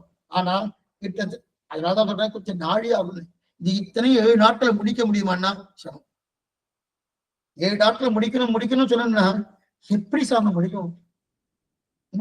நீங்க முடிச்சிருக்காருன்னா அந்த அளவுக்கு ஞானம் இருந்திருக்கு. சொல்றவாளுக்கும் சாமர்த்தியம் உண்டு, அடியனுக்கு அந்த சாமர்த்தியம் கிடையாது. கேட்கிறவாளுக்கு அந்த சாமர்த்தியம் உண்டு, அடி உங்களுக்கு இல்லைன்னு சொல்ல. ஆனா அன்னைக்கு நிறைய சாமர்த்தியமா இருந்திருக்கான். இது சொல்ல வந்தேன்னா, அப்ப ஒவ்வொன்றும் விளக்கம் மேற்கப்படும். முதல் அவதாரம் வராகம். பன்றியாய் அன்று பாரகம் கேண்ட ஆழியான் ஆழியான் அருளே. பன்றியாய் அன்று பாரகம் கேண்ட பாழியான் அடியான் அருளேன்னு. அப்ப வராகம் பன்றியா பிறந்தான் இல்லையா? அப்ப ருசிக்கும் ஆகூதிக்கும் யக்ஞன் என்ற பெயரோடு பிறந்தான். ருசிக்கும் ஆகூதிக்கும் வராக அவதாரமே ருச்சிக்கும் ஆகூதிக்கும் யக்ஞன் என்ற பெயரோடு யாரு? வராக அவதாரம் பிறந்தார். இது வராகம். அடுத்து 2வது கபில அவதாரம். கபிலன் என்பது சாங்கிய மதத்தை பிரவர்த்தகாச்சாரியர். கபில அவதாரம். அந்த கபிலர் பிறந்தார். தேவபூதிக்கும் அதே போல தேவபூதிக்கு திருக்குமாரான கபிலாச்சாரிய அவதாரம் பண்ணார்.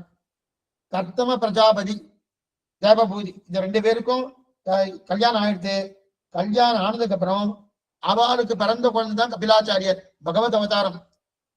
கபிலோட அவதாரம் பகவத் அவதாரம். இது 2வது அவதாரம். அடுத்து 3வது அவதாரம் தத்தாத்திரேயர். அத்ரி அனுசூயிக்கு பிறந்தவர் தான் தத்தாத்திரேயர். அத்ரி அனுசூய இருக்க இல்லையா, அவருக்கு பிறந்தவர் தத்தாத்திரேயர். அத்ரியின் பிள்ளையானபடியாலே அவருக்கு ஆத்திரேயர்னு பேரு. அப்படியே கொஞ்சம் பாஸ்டா தான் போயிட்டு இருக்கேன், பின்னாடி நம்ம இதை பார்க்க போறோம். 25 அவதாரம் பேரை சொல்லிடுறேன். அந்தந்த அவதாரம் எப்படி நடந்ததுன்னு பின்னாடி பார்க்க போறோம்.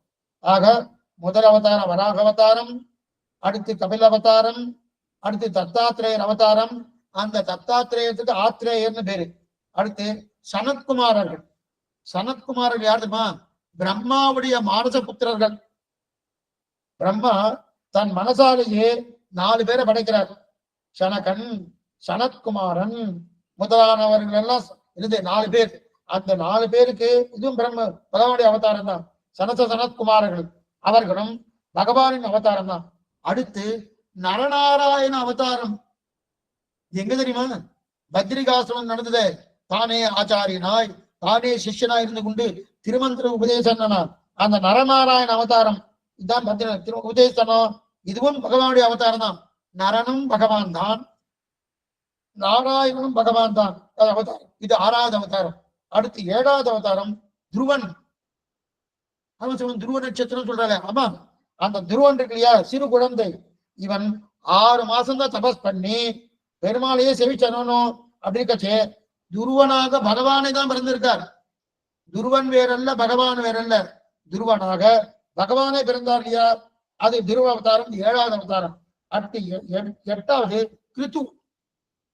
கிருத்துன்னு யார் சுவாமி? துருவரனின் பிள்ளைக்கு அங்கன்னு பேரு, அங்கனின் பிள்ளைக்கு வேணன்னு பேரு, வேணன்னு பிள்ளைக்கு கிருத்துன்னு பேரு. அப்ப துருவனின் பிள்ளைக்கு அங்கன்னு பேரு, அங்கனின் பிள்ளைக்கு வேணன்னு பேரு, வேணன்னு பிள்ளைக்கு கிருத்துன்னு பேரு. அந்த கிருத்து யாருன்னா பகவானின் அம்சம். கிருத்து கூட பகவானின் அம்சம். அடுத்து ரிஷபதேவர். ரிஷபதேவர், இந்த ரிஷபதேவர் என்று சொல், ரிஷபதேவனை எத்தையோ நினைக்காதீங்க, பகவானுடைய அவதாரம் தான். ரிஷபதேவரும் பகவானுடைய அவதாரம் தான். அதுக்கு அடுத்தது 10வது அவதாரம் என்னது? ஹயக்ரீவ அவதாரம். ஞானானந்தமயம் தேவம் நிர்மல ஸ்படிகாகிருதம் ஆதாரம் சர்வவித்யானாம் ஹயக்ரீவம் பாஸ்மஜேன்னு சொல்றமோனோ ஹயக்ரீவன். அந்த ஹயக்ரீவ அவதாரம் தான். குதிரை முகத்தோடு ஞானத்துக்கெல்லாம் தேவதை சரஸ்வதி ஒரு பக்கம் இருக்கட்டும், ஆனா அந்த சரஸ்வதிக்கு ஞானத்தை கொடுத்ததே யாருன்னா ஹயக்ரீவ எம்பெருமான் தான். அப்படிப்பட்ட ஹயக்ரீவ அவதாரம் 10வது அவதாரம். அந்த குதிரை முகத்தோடு ஞானத்துக்கெல்லாம் இரு. அப்ப அனைத்து கல்விக்கும் கடவுள், அனைத்து கல்விக்கும் கடவுள் ஹயக்ரீவ அவதாரம். இவரும் பெருமாளுடைய அவதாரம் தான். அடுத்து மத்ஸ்ய அவதாரம். அது இப்பதான் வருது மத்ஸ்ய. ஆமா, பாகவதத்துக்கு அப்படிதான் எடுத்துட்டார் மத்ஸ்ய அவதாரம். ஏன்னா உலகமே பிரளயத்துல சூழ்நின்று இருக்கு, சூழ்நின்று இருக்கச்சே அப்ப படகுல ரிஷிகளையும் ஔஷதங்களை வைத்து சத்தியவிரத மனுவையும் காப்பாற்றி கொடுத்தார், காப்பாற்றி கொடுத்தார் இல்லையா? அதனால அந்த மத்ஸ்யவதான் பெரிய மீனாக பிறந்தார். சாமானியம் இல்லையா, பெரிய மீன். மத்ஸ்யம்ன்றது மீன். அந்த பெரிய மீனா பிறந்தாருனோ, மீன் தான் முதல் அவதாரம். மீனோடு ஆமை கேடல் அரிகுரலாய் முன்னுமி ராமனாய் தானாய் பின்னுமி ராமனாய் தாமோதரனாய் கற்கியமானான்னு திருவங்கியாளர் பாசனம். மத்ஸ்ய கூர்ம வராக அவதாரம் தான் சொல்லியிருக்கு. ஆனா இங்க எடுத்தது என்னன்னா, இங்க 11வது அவதாரமாக எடுத்திருக்காரு. இங்க மீன் அவதாரம் மத்ஸ்ய அவதாரம் எடுத்திருக்காரு. அடுத்த அவதாரம் அந்த அவதாரம் சொல்லிட்டு அதுவும் பகவதாரம் தான். அதன் பிறகு கூர்ம அவதாரம். மத்ஸ்யவதாரம் எடுத்தது ஔஷதங்களை காப்பாற்றுவதற்காகவும் ரிஷிகளை படைகளை ஏற்றி காப்பாற்றுவதற்காகவும் சத்தியவிரதர் மனுவை காப்பாற்றி கொடுப்பதற்காகவும் பெரிய மீனாக அவதாரம் பண்ணி இவர்களை காப்பாற்றினா இது மத்ஸ்ய அவதாரம். அடுத்து அவதாரம் என்னது? கூர்ம அவதாரம். பகவான் திருப்பார்க்கிற கடையிறாரோ, அந்த கடையும் போது மந்திரமலை கீழே போயிடுச்சு. மந்திரமலையை வைத்துதான் கடையிறார். கடையிச்சுதான் அமிர்தம் கிடைக்கிறது. அந்த கடையும் போது அது கீழே கீழே இறங்கி போறது. கீழே இறங்கி போகாம பிடிக்கணுமோனோ, அப்பதான் என்ன அவதாரம்? கூர்ம வடிவத்தில் ஆமை ரூபம். கூர்மம்னா ஆமம். கூர்மாசனம்னு சொல்லுவாங்க. கூர்ம ஆசனம்னா ஆமை ஆசனம்னு பேரு. அந்த கூர்ம அவதாரம் பண்ணார். மந்திரமலையை காப்பாற்றி கொடுப்பதற்காக கூர்ம அவதாரம் பண்ணினார். அடுத்து பிரகலாதனுக்கு தூணுக்கு நடுவில் தோன்றினாருன்னு நரசிம்மன். நரசிம்ம பூ எதை தெரிவிக்கிறார்? சகசிரமத்தை தெரிவிக்கிறார். அந்த நரசிம்ம அவதாரம் தலைக்கு மேலே சிங்க உருவம், கழுத்துக்கு கீழே மனித உருவம். இந்த பாருங்க, இது வரைக்கும் கழுத்துக்கு கீழே மனித உருவம், இந்த கழுத்துக்கு மேலே சிங்க உருவமா இருக்கணும். இந்த ரெண்டும் கலந்த உருவம் தான் நரசிம்மம். நரம் சிம்மம். நரம்னா மனுஷன், சிம்மம் சிம்மம்னா சிம்மம். இந்த நரமும் சிம்மம் கலந்த அவதாரம் நரசிம்ம அவதாரம். இது 13வது அவதாரம். அடுத்து 14வது அவதாரம் ஒரு யானையை ரட்சிப்பதற்காக சென்று நின்று ஆழிதொட்டானை தேனவர் சோலை மாடமாமயிலை திருவல்லிக்கேணி கண்டேனே மீனவர் பொய்கை நான்மலர் பொய்வான் வேட்கையினோடு சென்றிழந்த காணவர் வேகம் கையெடுத்தலர கராதன் காலினை கதுவ ஆணையின் துயரம் தீரப்புள்ளூந்து சென்று நின்று ஆழிதொட்டானை தேனவர் சோலை மாடமாமயிலை திருவல்லிக்கேணி கண்டேனே. ஒரு யானைக்காக ஓட்டமாக ஓடி வந்து யானையை முதலை வாயிலிருந்து காத்து கொடுத்தான் இல்லையா கஜேந்திரவரதன், கஜேந்திரன். அந்த கஜேந்திர மோட்சம் பண்ணின பெருமாள் அவருக்கு ஹரின்னு பேரு. அவருக்கு பேரே ஹரி. ஹரி என்று அவருக்கு திருநாமம் இல்லையா, அதைத்தான் அந்த அவதாரமா தெரிவிக்கிறார். ஆச்சரியமான அவதாரம். அதுக்கு அடுத்த அவதாரம் வாமன அவதாரம். வாமனவதாரம் சின்ன வடிவா இருந்து பெரிய திரிவிக்ரம அவதாரம் பண்ணி உலகத்தையே தாவி அளந்தானோ, உலகத்தையே தாவி அளந்தானோ. இது 15வது அவதாரம். வாமன அவதாரம் சின்ன வடிவு, ஒரு குரலாய் இருநிலம் மூவடி மண் வேண்டி உலகனைத்தும் ஈரடியால் உருக்கி ஒன்றும் தருவனாய் மாவலியை சிறையில் வைத்த அப்படின்னு தெரிவிக்கிறார் இல்லையா. அப்படிப்பட்ட வாமன அவதாரம். அதுக்கப்புறம் 16வது அவதாரம் அம்ச அவதாரம். அம்ச அவதாரம் அன்னமாய் முனிவரோடு அமரரேத்த அருமறையை வெளிப்படுத்த அம்மான் தன்னை தெரிவிக்கிறார் இல்லையா. அம்ச அவதாரம்னா யோக சாஸ்திரத்தையும் வேத சாஸ்திரத்தையும் உலகத்திற்கு உலகத்துக்கு கொடுப்பதற்காக அம்சாவதாரம் பண்ணி உபதேசித்திருக்காரு. அம்சாவதாரம் அன்னமாய் முனிவரோடு அமரரேத்த அப்படின்னு தெரிவிக்கிறார் இல்லையா. இது 16வது அவதாரம் அம்ச அவதாரம். அம்சத்துக்கு மட்டும்தான் பாலையும் தண்ணியையும் பிரிக்கக்கூடிய சக்தி உண்டு, இருக்கட்டும். அதுக்கப்புறம் 17வது அவதாரம் மனுக்கள். மனுக்கள்னா அதாவது மன்மந்திரம் சொல்றோம்னா சங்கல்பம் பண்றச்சே மன்மந்திர அப்படின்னு சொல்றோம்னா அந்த மன்மந்திரம் என்று சொல்கிறோம்னோ காட்சிஷமனு வைரதவனு தாமசமனு இதை போல மனுக்கள்லாம் இருக்கு இல்லையா. அந்த மனுக்கள் எல்லாம் பகவானுடைய அம்சம். பகவானுடைய அம்சம்னா புரியத்துக்காக சொல்றேன், பின்னாடி வரத்தை சொல்ல போறேன், இப்பவும் சொல்லிடுறேன். என்னன்னா அம்சம்னா பகவான் ஆத்மா அப்படியே வந்துட்டோம்ல. பகவான் ஒரு ஆத்மாவை செலக்ட் பண்ணி ஒரு சரீரத்தை செலக்ட் பண்ணி அதுல தான் ஆவிர்வதிக்கிறான். இதுக்கு ஆவேச அவதாரம்னு பேரு, அதான் அம்ச அவதாரம். அப்படிப்பட்ட அம்ச அவதாரம். இதை போல மனுக்கள்லாம் பகவான் அம்சம். இது 17வது. அடுத்து 18வது தன்வந்திரி பகவான். மருந்துகளுக்கெல்லாம் அதிபதி, டாக்டர்களுக்கெல்லாம் நிறைய டாக்டர்ஸ் எல்லாம் சனாதன தர்மத்துல நம்பிக்கை இருக்கிறால தன்வந்திரி பகவானுடைய படத்தை வச்சுட்டு இருப்பான். அப்படி இருக்க தன்வந்திரி பகவான் அவர் பார்க்கிறத கடையும் போது அமுத குணத்தோடு ஏந்து கொண்டு வந்தார் இல்லையா தன்வந்திரி பகவான். அவரும் பகவத் அவதாரம் தான். அப்படிப்பட்ட பகவத் அவதாரம். அதன் பிறகு கோபமயமாக இருக்கக்கூடிய பரசுராம அவதாரம். கோபமயமாக இருக்கக்கூடிய பரசுராம இருக்கம். ராமனுக்கு முன்னாடி பிறந்தவர், ராமனுக்கு முன்னாடி பிறந்தவர் அதான் பரசுராமன். ஆனால் ராமனே ஜெயிக்க பார்த்தார், ஆனா தோத்துட்டார். பரசுராமன் அவதாரம் பகவத் அவதாரம். இதுக்கு ஆவேச அவதாரம் பேர், பின்னாடி சொல்றேன் என்னன்றது. ஆவேச அவதாரம். அதுக்கப்புறம் 20வது அவதாரம் ராமவதாரம். ஸ்ரீராம ராம ராமேதி ரமே ராமே மனோரமே சகஸ்ரநாம தத்துல்யம் ராமநாம வராரணன்னு சொல்லி ராமவதாரம். எல்லாருக்கும் ஆசை எதுன்னா ராமராஜ்யம் ராமராஜ்யம் ராமராஜ்யம் தெரிவிக்கிறோம். ஆபதா பதபக்தாரம் தாத்தாரம் சர்வசம்பதாம் லோகாபிராமம் ஸ்ரீராமம் பூயோ பூயோ நமாம்யகம் தெரிவிக்கிறார் யார். அந்த உலகத்துக்கு சத்தியசந்தனாய் ஏகதார விரதனாய் தர முக்கியம். ஒரு பத்தினி ஒரு பானம் ஒரு சொல் என்கிற நிலையோடு இருந்தாருனோ அப்ப உண்மையே பேசியிருக்கக்கூடிய ராஜ்யமே ராமராஜ்யமாக இருக்கணும் என்று நாம் ஆசைப்பட்டோம் இல்லையா. அப்பேற்பட்ட ராமச்சந்திரன். அதன் பிறகு 2 அவதாரம் பண்ணுறார். அதன் பிறகு 2வது திருவவதாரம் பண்றார். என்ன சுவாமி? பலராமன் கண்ணன். பலராமன் கண்ணன் 2வது திருவவதாரம். இந்த 2 பேருமே பகவத் அவதாரம் தான். 2 பேருமே பகவானுடைய அவதாரம் தான். இது என்னது? 20வது அவதாரம் ராமவதாரம். 20 இந்த கணக்கெல்லாம் பாகவதத்தின் கணக்குப்படி நீங்க உடனே தசாவதார கணக்கோடு இதை வச்சு பார்க்கக்கூடாது. பாகவதத்தின் கணக்குப்படி 20வது அவதாரம் ராமவதாரம். 21, 22 இந்த அவதாரம் பலராம அவதாரம், கண்ண அவதாரம். கண்ணன் சொன்ன உடனே நல்லா பாருங்க, இந்த அவதாரம் சொல்ல உடனே பாகவத ஸ்லோகம்லாம் அடிய சொல்லல. ஆனா இந்த அவதாரம் சொன்ன உடனே அவன் சேச்சிடத்தை சொல்லாம இருக்க முடியல. யாருக்கு? வியாச பகவானால. இந்த இதுக்கு முன்னாடி எத்தனை அவதாரம்? 20 அவதாரம் சொன்னார். 20 அவதாரம் சொல்லும் போது அவளுக்கு உண்டான வைபவம் ஒரு வரியில சொல்லி முடிச்சிட்டார். ஆனா இந்த கிருஷ்ணாவதாரம் சொல்லும் போது இவருக்கு உண்டான வைபவத்தை அப்படி சொல்லல. இவருக்கு இந்த அர்த்தத்தை சொல்லணும்னு இதுக்குன்னு என்ன பண்றாருன்னா ஒரு 10 ஸ்லோகம் வச்சுட்டார். வேற எதுவுமே ஸ்லோகம் கிடையாது. அத்தனை தூரம் வியாசருக்கு கிருஷ்ண திருஷ்ணா தத்துவம். இது நம்மாழ்வார் அந்த கிருஷ்ண துவைபாயனர்னு பேர் அவருக்கு. அப்படி இருக்கச்சே அவருக்கு மேற்கொண்டு இவனை பற்றி சொல்லணுமேன்றதுக்காக 10 ஸ்லோகம் வச்சுட்டாரு. வரிசைய அவதாரத்தை தானே சொன்னார் இல்லையா? அடுத்த அவதாரம் சொல்ல போனோம் 21, 22 எப்படி 23 சொல்ல போனோம்.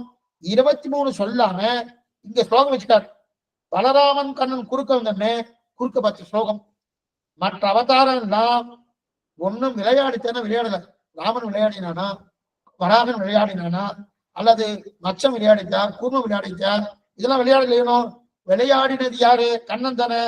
அப்படி மட்டும் இல்ல, அந்த கண்ணன் எங்களோடு பரிமாறினா போல மற்ற அவதாரங்கள் பரிமாறவே இல்லை.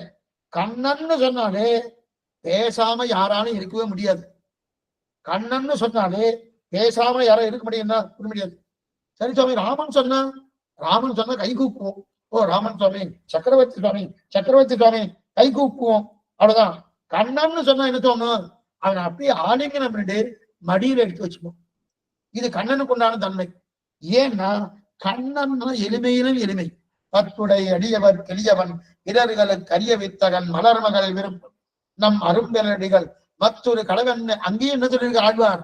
கண்ணனை தான் சொல்லியிருக்கார். எது சொன்ன? கண்ணன்னு சொன்னாலே மடியில வச்சுக்கிறோமோனோ. இதுதான் வித்தியாசம் கண்ணனுக்கும் ராமனுக்கும். ராமன்னாலே சக்கரவர்த்தி சுவாமி, ரொம்ப பெரியவர். ஏன்னா சக்கரவர்த்தினால நம்ம கிட்டக்க போக முடியாது. ஆனா அதெல்லாம் என்ன பண்ணுவோம்? கீழே விழுந்து சேவிப்போம். சுவாமி ரொம்ப பெரியவர் சுவாமி, பெரியவர்னா கீழே வந்து சேவிக்கிறோமோனோ. ஆனா கண்ணன் என்ன கோலாகலம். என்ன சுவாமி கோலாகலம்னா ஒண்ணு வேண்டாம். ராமநவமி வந்துட்டுன்னா என்ன பண்றோம்? நீர்மோர் பானகம் தான். ராமநவமி வந்தாலே நீர்மோர் பானகம் தான். அதே ஸ்ரீ ஜெயந்தி, கோகுலாஷ்டமி, ஸ்ரீ ஜெயந்தி கோகுலாஷ்டமின்னா 25 பக்ஷணம். சுவாமி ஒருத்தர் போட்டுன்னு பண்ணுவா. எங்காத்துல இத்தனை பக்ஷணம் நான் பண்ணோம், அவாத்துல இத்தனை பக்ஷணம் பண்ணலாம் அப்படின்னு இல்லையா? போட்டு பண்றாரு இல்லையா? அவரவர்கள் வீட்டுல பக்ஷணங்கள் பண்ண எப்படின்னா 2 நாளுக்கு முன்னாடியே ஆரம்பிச்சுக்குவோம். 2 நாளுக்கு முன்னாடியே ஆரம்பிச்சு பண்ணலாமா? தானமா பண்ணலாம்.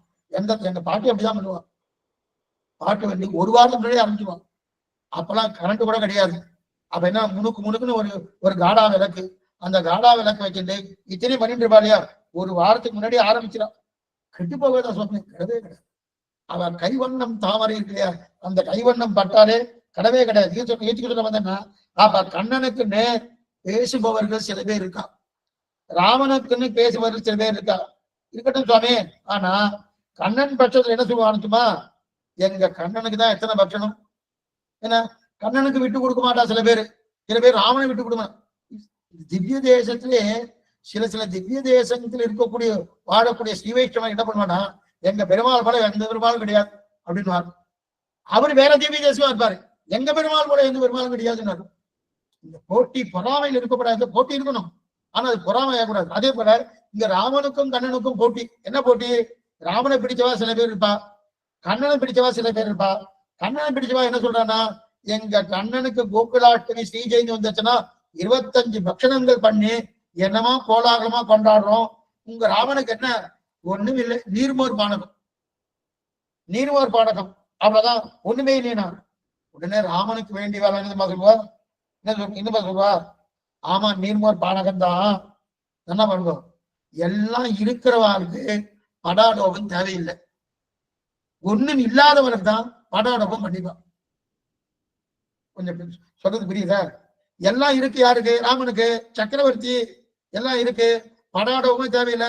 இத்தனை பக்ஷனுக்கு வெறும் நீர்மோர் பானகம் கொடுத்தாலே சக்கரவர்த்தி தான். இவர் என்னதான் பட்சணம் பண்ணிட்டாலும் இவர் ஆயர் குலத்தில் தோன்றி அணிவிலக்கு தானே, அவ்வளவுதானே.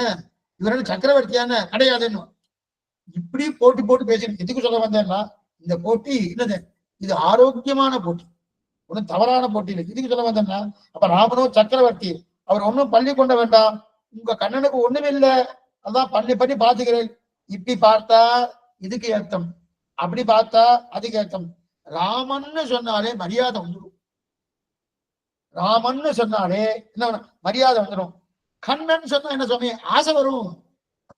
இதான் முக்கியம். ராமன்னு சொன்னாலே மரியாதை வந்துடும், கண்ணன்னு சொன்னாலே ஆசை வந்துடும். இரண்டும் பேர் தான். ராமனை பத்தி ரொம்ப நினைச்சுமா, ராமனை பார்த்து நடக்கணும், அவன் நடத்ததை பின்பற்றி நடக்கணும். ராமன் எப்படி நடந்து கொண்டாலோ அதன் பிரகாரம் நான் நடக்கணும். ஆனா கண்ணன் விஷயத்தில் அவர் எப்படி நடந்து கொண்டாரோ அதன் பிரகாரம் நடக்கப்படாது.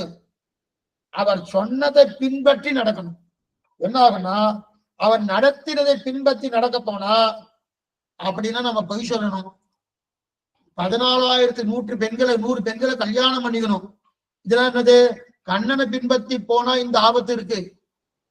அதே நேரத்துல கண்ணன் சொன்ன வார்த்தை பின்பற்றணும். சர்வதன்மான் பரித்தஜ்ய மாமேகம் சரணம் கஜா அகம் துவா சர்வபாத்தியோ மோட்சயிச்சாமி மாஷதகா அப்படின்னு தெரிவிக்கிறாங்க.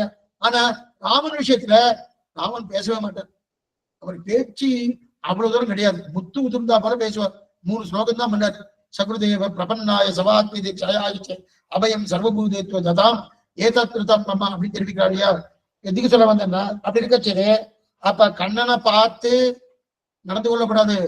கண்ணன் சொன்ன வார்த்தையை கேட்டு நடக்கணும். ராமனுடைய நடத்தையை பார்த்து பின்பற்றணும். ஆகா, நடத்தின பின்பற்ற நடத்த முடியாது அப்படின்னு தெரிவிக்கிறாரியா. கண்ணனை கேட்டு நடக்கணும், ராமனை பார்த்து நடக்கணும். உபதேசம் ரொம்ப நன்னா கண்ணன் பண்ணுவார். ஆனால் அவர் பண்ணினதை பார்த்து ஒருத்தனை பின்பற்றக்கூடாது கூடாது. தர்ம மார்க்கத்தில் தர்மமாகும். எது தர்மம், அந்த தர்ம மார்க்கத்தில் ராமன் நடப்பார். தர்மத்தின் வழியே போகணும்னு அவர் மிகவும் ஆசைப்படுவார். ராமன் ஆசைப்படுவார். சட்ட திட்டங்கள் உட்பட்டு இருப்பார். இதுதான் சட்டம், இந்த சட்டத்தின் வழிதான் இருக்கணும் அப்படின்னு பாரு. ஆனா கண்ணன் அப்படி இல்லை. கண்ணன் போகிற வழிதான் போய் இதுதான் தர்மம், நான் எந்த வழி போறேனோ அது தர்மம். ராமன் சொல்வது நான் தர்மத்தின் வழி போகிறேன், கண்ணன் சொல்வது நான் போகிற வழி தர்மம். நிறைய வித்தியாசம் இருக்கு.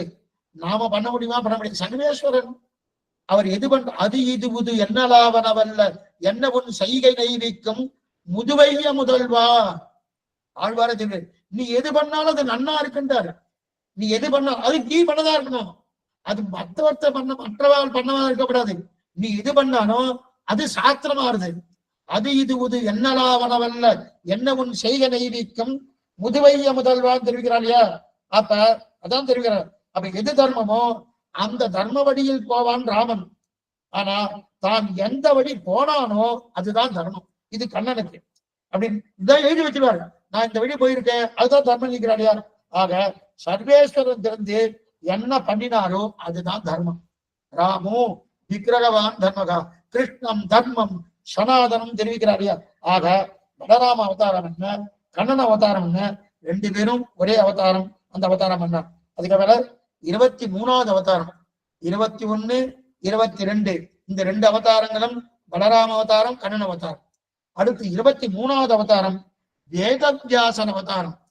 வியாசாய ரூபாய வியாசரூபாய விஷ்ணுவே நமோவை பிரம்மநிதையே வாசிஷ்டாய நமோ நமகான்னு சொல்ற போனோம். அப்படிங்கச்சே 23வது அவதாரம் வேதவியாசன் அவதாரம்.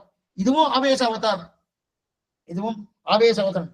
இவர் எப்படி சொல்லுவாங்க, சத்தியவதிக்கும் பராசர மகரிஷியும் பிறந்திருக்கார். இவர் எப்படி பிறந்தான்னு பின்னாடி பார்க்க போறோம். எல்லா அவதாரத்தையும் பின்னாடி பார்க்க போறோம், நிதானமா பார்க்கணும். சத்தியவதிக்கும் பராசர மகரிஷிக்கும் இவர் பிறந்தார். அடுத்து 24வது அவதாரம் புத்த அவதாரம். அப்ப புத்த அவதாரம் கூட பகவான் தான் சுவாமி. இன்னைக்கு புத்தன் புத்தன் சொல்லிட்டு அந்த புத்தன் இங்க சொல்லல, இது பின்னாடி வந்த புத்தன். இதற்கு முன்னாடி ஏன்னா புத்தவதாரத்தை புத்தனுடைய நிலையை வேதவியாசரே கண்டிச்சிருக்காங்க. புத்தாவத இப்ப புத்தவதாரம்னு இப்ப இந்த ஸ்ரீமத் பாகவத்திலே எடுத்திருக்காருன்னா அப்ப இப்ப இருக்கிற புத்தர்னு பார்க்கவே இல்லை. புத்தர் முன்னாடி வந்து இது பின்னாடி வந்து புத்தர் அந்த வம்ச பாரம்பரிய வந்தவாளா இருக்கலாமே தவிர இவர் பிரதானம் இல்லை. பிரதான புத்தர் வேதவியாசருக்கு முன்னாடியே இருக்கார். புத்தரை கண்டிச்சிருக்கார் வேதவியாசர். சர்வம் சூன்யம் சொல்லி இருக்கட்டும். அப்படி இருக்கச்சது அந்த புத்த அவதாரம் அவரே தான் புத்தராக பிறந்தார்.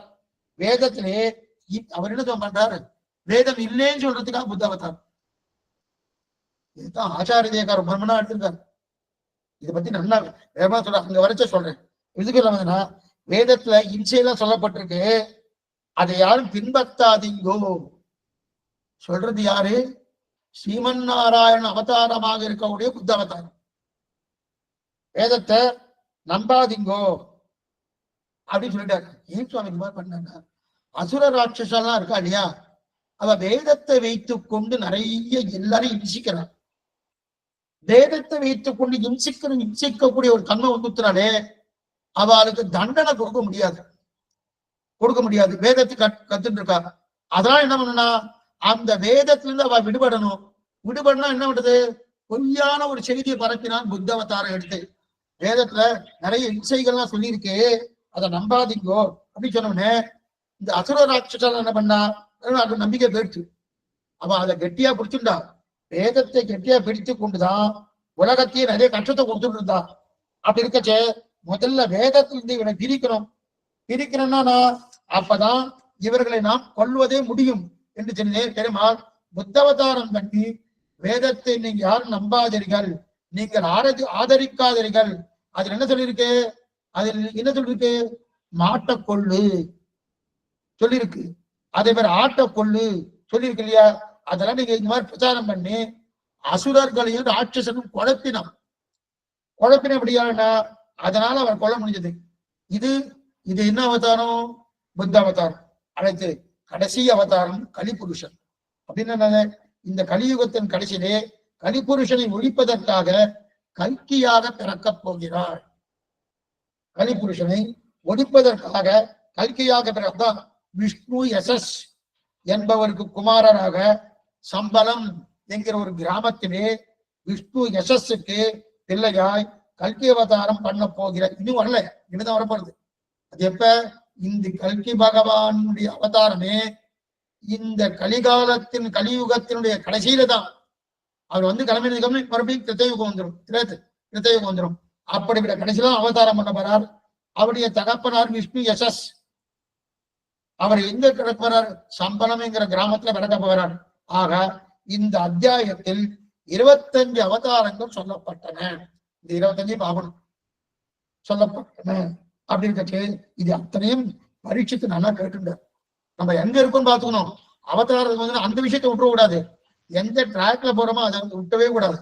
பரீட்சித்து நல்லா கேட்டுண்டா அதன் பிறகு பிரம்மாவை சிருஷ்டித்தான் என்றே அந்த பிரம்மா மேற்கொண்டு சிருஷ்டி தொழிலை எப்படி செய்தான் பரீட்சித்து அடுத்த கேள்வி கேட்கிறான். பகவான் முதல்ல சிருஷ்டித்தார்னு சொன்னேன். சிருஷ்டித்த விஷயம் சொல்லி முடிச்சோன்னே பிரம்மாவை சிருஷ்டித்தார் சொன்னார். இன்னும் மனுஷன்லாம் சிருஷ்டிக்கவே இல்லையே, பிரம்மா எப்படி சிருஷ்டித்தார் அப்படின்னு கேட்க முதல்ல பிரம்மாவுக்கு தான் யார் என்றதே புரியல. சுகர் பதில் சொல்றாரு. பிரம்மாவுக்கு முதல்ல எங்க பண்ணான்? நாபி கமலம். பகவானின் திருநாபி இருக்கு இல்லையா, திருநாபி இருந்தான் கொப்பூழில் எடுகமர பூவழகர் ஆண்டாள் தெரிவிக்கிறார் இல்லையா. அந்த கொப்புழுக்குள்ளிருந்து பிரம்மா அவதாரம் பண்ணார். பிரம்மா புரியல. ஆனா பிரம்மாவுக்கு தான் யாருன்னு புரியல. யாருன்னு ஏன்னா பெருமாள் நாபி கமலத்தின் பிரம்மா தோண்டினார். பகவான் பிரம்மாவை படைக்க பிரம்மா ரொம்ப நாள் தபஸ் பண்ணார். நான் யாருன்னு தெரியலையே. முதல்ல அவர் அப்படியே இருந்தார். தப தப தப அப்படின்னு அசரீர வாக்கு சொல்லிட்டு அந்த வாக்கு சொன்ன உடனே தபஸ் பண்ண போட்டிருக்கு தபஸ் பண்ண ஆரம்பிச்சார். 1000 வருஷங்கள் தபஸ் பண்ணார். நாம் ஏதோ ஒரு தாமரையில அமர்ந்து இருந்திருக்கோம், அவ்வளவுதான். பகவான் சயனித்திருக்கார். அவர் உந்தியிலே தாமரை இருக்கு. அந்த தாமரையில் நான்முகனை படைத்தான். பூவில் நான்முகனை படைத்த தேவன். ஆழ்வார் பாசனம் இருக்கணும். பூவில் நான்முகனை படைத்த தேவன் கூட சேவிக்கணும்னா திருவனந்தபுரம் போகணும். கெடுமிட ராஜவெல்லாம் கேசவா என்ன நாளும் கொடுவினை செய்யும் கூட்டின் தவறுகளும் குறுகையில்லான்னு திருவனந்தபுரம் ஆச்சரியமான தீவிசம். வடமடை அளவில் பள்ளி விரும்பினான் குறும்புறற்றும் தடமடவையல் அனந்தபுர நகர் புகுதுமின்றே. திருவனந்தபுரம், அந்த திருவனந்தபுரம் அங்கதான் நாபி கவனத்தின் பிரம்மா தோன்றுதான் நேர பிரத்யட்சம் தெரிவிக்கலாம். யோ பிரம்மாணம் விததாதி பூர்வம் யோகை வேதாந்தி பிரகினோதி தஸ்மை தங்கதேவம் ஆத்மமுக்தி பிரசாதம் முமுச்சுர்வை சரணமகம் பிரபக்கே. ஆச்சரியமான இது ஒரு புராண விஷயம். யார் ஒருத்தன் பிரமனை படைத்து அவனுக்கு வேதார்த்தத்தை எல்லாம் உபதேசித்து மேற்கொண்டு படைக்கும் சக்தியையும் கொடுத்தானோ அந்த பரபிரம்மமான பெருமாளை வணங்குகிறேன். இது இந்த ஸ்லோகத்துக்குள்ளான அர்த்தம், வணங்குகிறேன். ஆக சரணமாக பத்துகிறேன் என்று உபனிஷத் சொல்லுகிறது. இன்னைக்கு திருவனந்தபுரம் இந்த பாருங்க, திருவனந்தபுரம்ன்றது அங்க இருக்கணும். கெடுமிடராயவெல்லாம் கேசவா என்றார். இன்னைக்கு ரொம்ப பிரசித்தமா போயிட்டார் அந்த பெருமாள். இருக்கட்டும், அப்படி இருக்கச்சது. இப்ப இது எப்படின்னா, எப்படி சிருஷ்டி பண்றார் பிரம்மா தான் மேற்கொண்டு சிருஷ்டியை தொடங்குறார். எப்படி சிருஷ்டி பண்றான்னு சொல்ல போறாருங்க. ரொம்ப ரொம்ப ஆச்சரியமா இருக்கும், ரொம்ப ஆச்சரியம். இப்ப 2வது ஸ்கந்தம் ஆரம்பிக்க போறது. மொத்தம் 12 ஸ்கந்தங்கள். இது வரைக்கும் முதல் ஸ்கந்தம் முடிஞ்சு விட்டு 2வது ஸ்கந்தம் ஆரம்பிக்கிறது. சொல்ல ஆரம்பிப்பதற்கு 2வது ஸ்கந்தம் முடிவருகிறது. அதன் பிறகு இது 3வது ஸ்கந்தம். 2வது ஸ்கந்தம் இதோட முடிஞ்சுடுறது. இதோட முடிஞ்சுட்டு தவறா சொல்லிட்டேன். 2வது ஸ்கந்தம் இதோட முடிஞ்சுட்டு 3வது ஸ்கந்தம் ஆரம்பிக்கப்படுது. அப்ப முதல் ஸ்கந்தம் முடிஞ்சது ஏற்கனவே பார்த்துட்டோம். 2வது ஸ்கந்தம் அந்த பரீட்சத்து கேட்கறது 2வது ஸ்கந்தம் ஆரம்பம். இப்ப 2வது ஸ்கந்தம் முடிகிறது. இனி 3வது ஸ்கந்தம் ஆரம்பிக்கிறது. 3வது ஸ்கந்தம் ஆரம்பிக்கிறதுனா, ஆனா இன்னும் 2வது ஸ்கந்தம் இன்னும் நம்ம முடிக்கல. ஏன்னா பிரம்மாவுடைய சிருஷ்டி நம்ம பார்க்கணும். இருந்தாலும் அதுக்குள்ள குறுக்க ஒரு சின்ன ஒரு விஷயமா எடுத்து விடுவார் யாரு, சுக்கராச்சாரியர். 3வது ஸ்கந்தத்துல உத்தவரும் விதுரரும் பேசிக்கொண்டிருந்த ரொம்ப நாள் எடுத்திருக்காரு. உத்தவர் விதுரர் 2 மகனீயர்கள், பெரிய மகான்கள். அப்படிப்பட்ட மகான்கள் பேசிட்டு இருக்கிறார். மேற்கொண்டு சொன்னோம். ஆக இது நிறைய சிருஷ்டியை பத்தி பேச போறார். விதுரருக்கும் உத்தவருக்கும் சம்பாதம், அவர் 2 பேரும் பேச்சுவார்த்தை நடக்கிறதுனோ அது. அதன் பிறகு இந்த 3வது ஸ்கந்தத்தை என்னென்ன சொல்றான்னு சொல்லிடும். விதுரருக்கும் உத்தவருக்கும் சம்பாவதம். அதன் பிறகு கண்ணன் புறப்பட்டு சீமையிட்டு போனாரணும். அந்த செய்தியை கேள்விப்பட்டு இன்னும் வெவ்வேறு விஷயங்கள் புறப்பட்டு ஸ்ரீவைக்கணும் போறச்சு என்னென்ன விஷயங்கள் அதெல்லாம் மேற்கொண்டு பிரம்மா எப்படி சிருஷ்டிக்கிறார் இதெல்லாம் மேற்கொண்டு சொல்ல போறார். இப்ப 2வது ஸ்கந்தத்திலே 10வது அத்தியாயம் சொல்லப்படுகிறது. எந்த ஒரு கட்டமான பாருங்க, இனிமே பிரம்மாவுடைய விஷயத்தை சொல்ற போனோம், பிரம்மாவுடைய சிருஷ்டிக்கிறான்னு சொல்ற போனோம். பிரம்மாவை சிருஷ்டிக்கிறான்னு சொன்னாலே கொஞ்சம் சிரமமா இருக்கும். ஏன்னா அத்வாரக சிருஷ்டி சத்வாரக சிருஷ்டின்னு பார்த்து போகணும். அத்வாரக சிருஷ்டினா பகவான் பண்றது, சத்வாரகன்னா இன்னொருத்தர் இடையிட்டு கொண்டு சிருஷ்டிப்பது. அது இன்னொருத்தர் இடையிட்டு கொண்டு சிருஷ்டித்தால கொஞ்சம் சிரமமா இருக்கும். கொஞ்சம் சிரமமா இருக்கும்னாலே அதை கொஞ்சம் நன்னா இனிமே சிரமமான ஒரு விஷயத்த முன்னாடியே சொல்லணும்னு வா. இப்ப கடைசியில தான் சொல்றேன், ஒன்னும் கமம் இல்லை சொல்றேன். என்னன்னா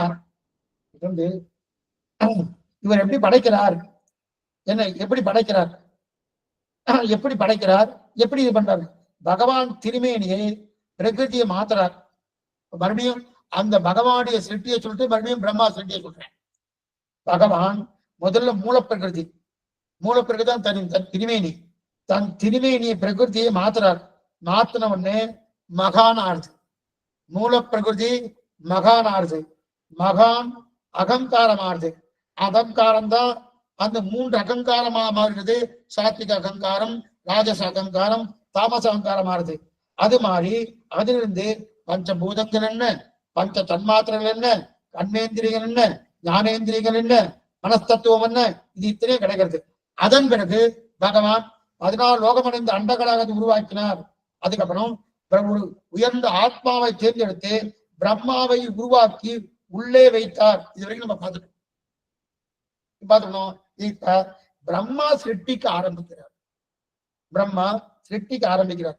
சரி சுவாமி, அப்ப பகவான் சிருஷ்டிக்கலையா? நம்ம உடனே ஒண்ணு தோணும், இப்ப பகவான் தான் சிருஷ்டிக்கிறார்.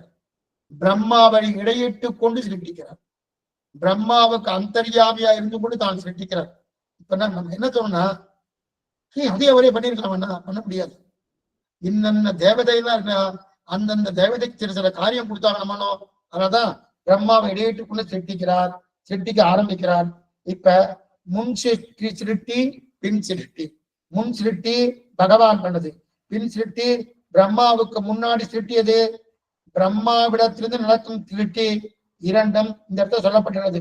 முதல்ல மகான் சிருஷ்டி, மூலப்பிரகிருதி மாறி மகான் தத்துவம், மகான் மாறி அகங்காரம், இது இரண்டாவது சிருஷ்டி. அதன் பிறகு மூணாவது என்ன பண்ணா தன்மாத்திரைகள். முதல்ல மூலப்பிரகிருதி. அப்படி எதுக்கு திருப்பி திருப்பி சொல்லிட்டு இருக்கேன்னா உங்களுக்கு இந்த விஷயத்துல அந்த குழப்பம் வரும். பகவானுடைய திருமேனி தான் மூலப்பிரகிருதி. மூலப்பிரகிருதி மாறி மகான் ஆகும், மகான் மாறி என்ன ஆகும் அகங்காரமானது, அகங்காரமானது தான் இரண்டாவது சிருஷ்டி.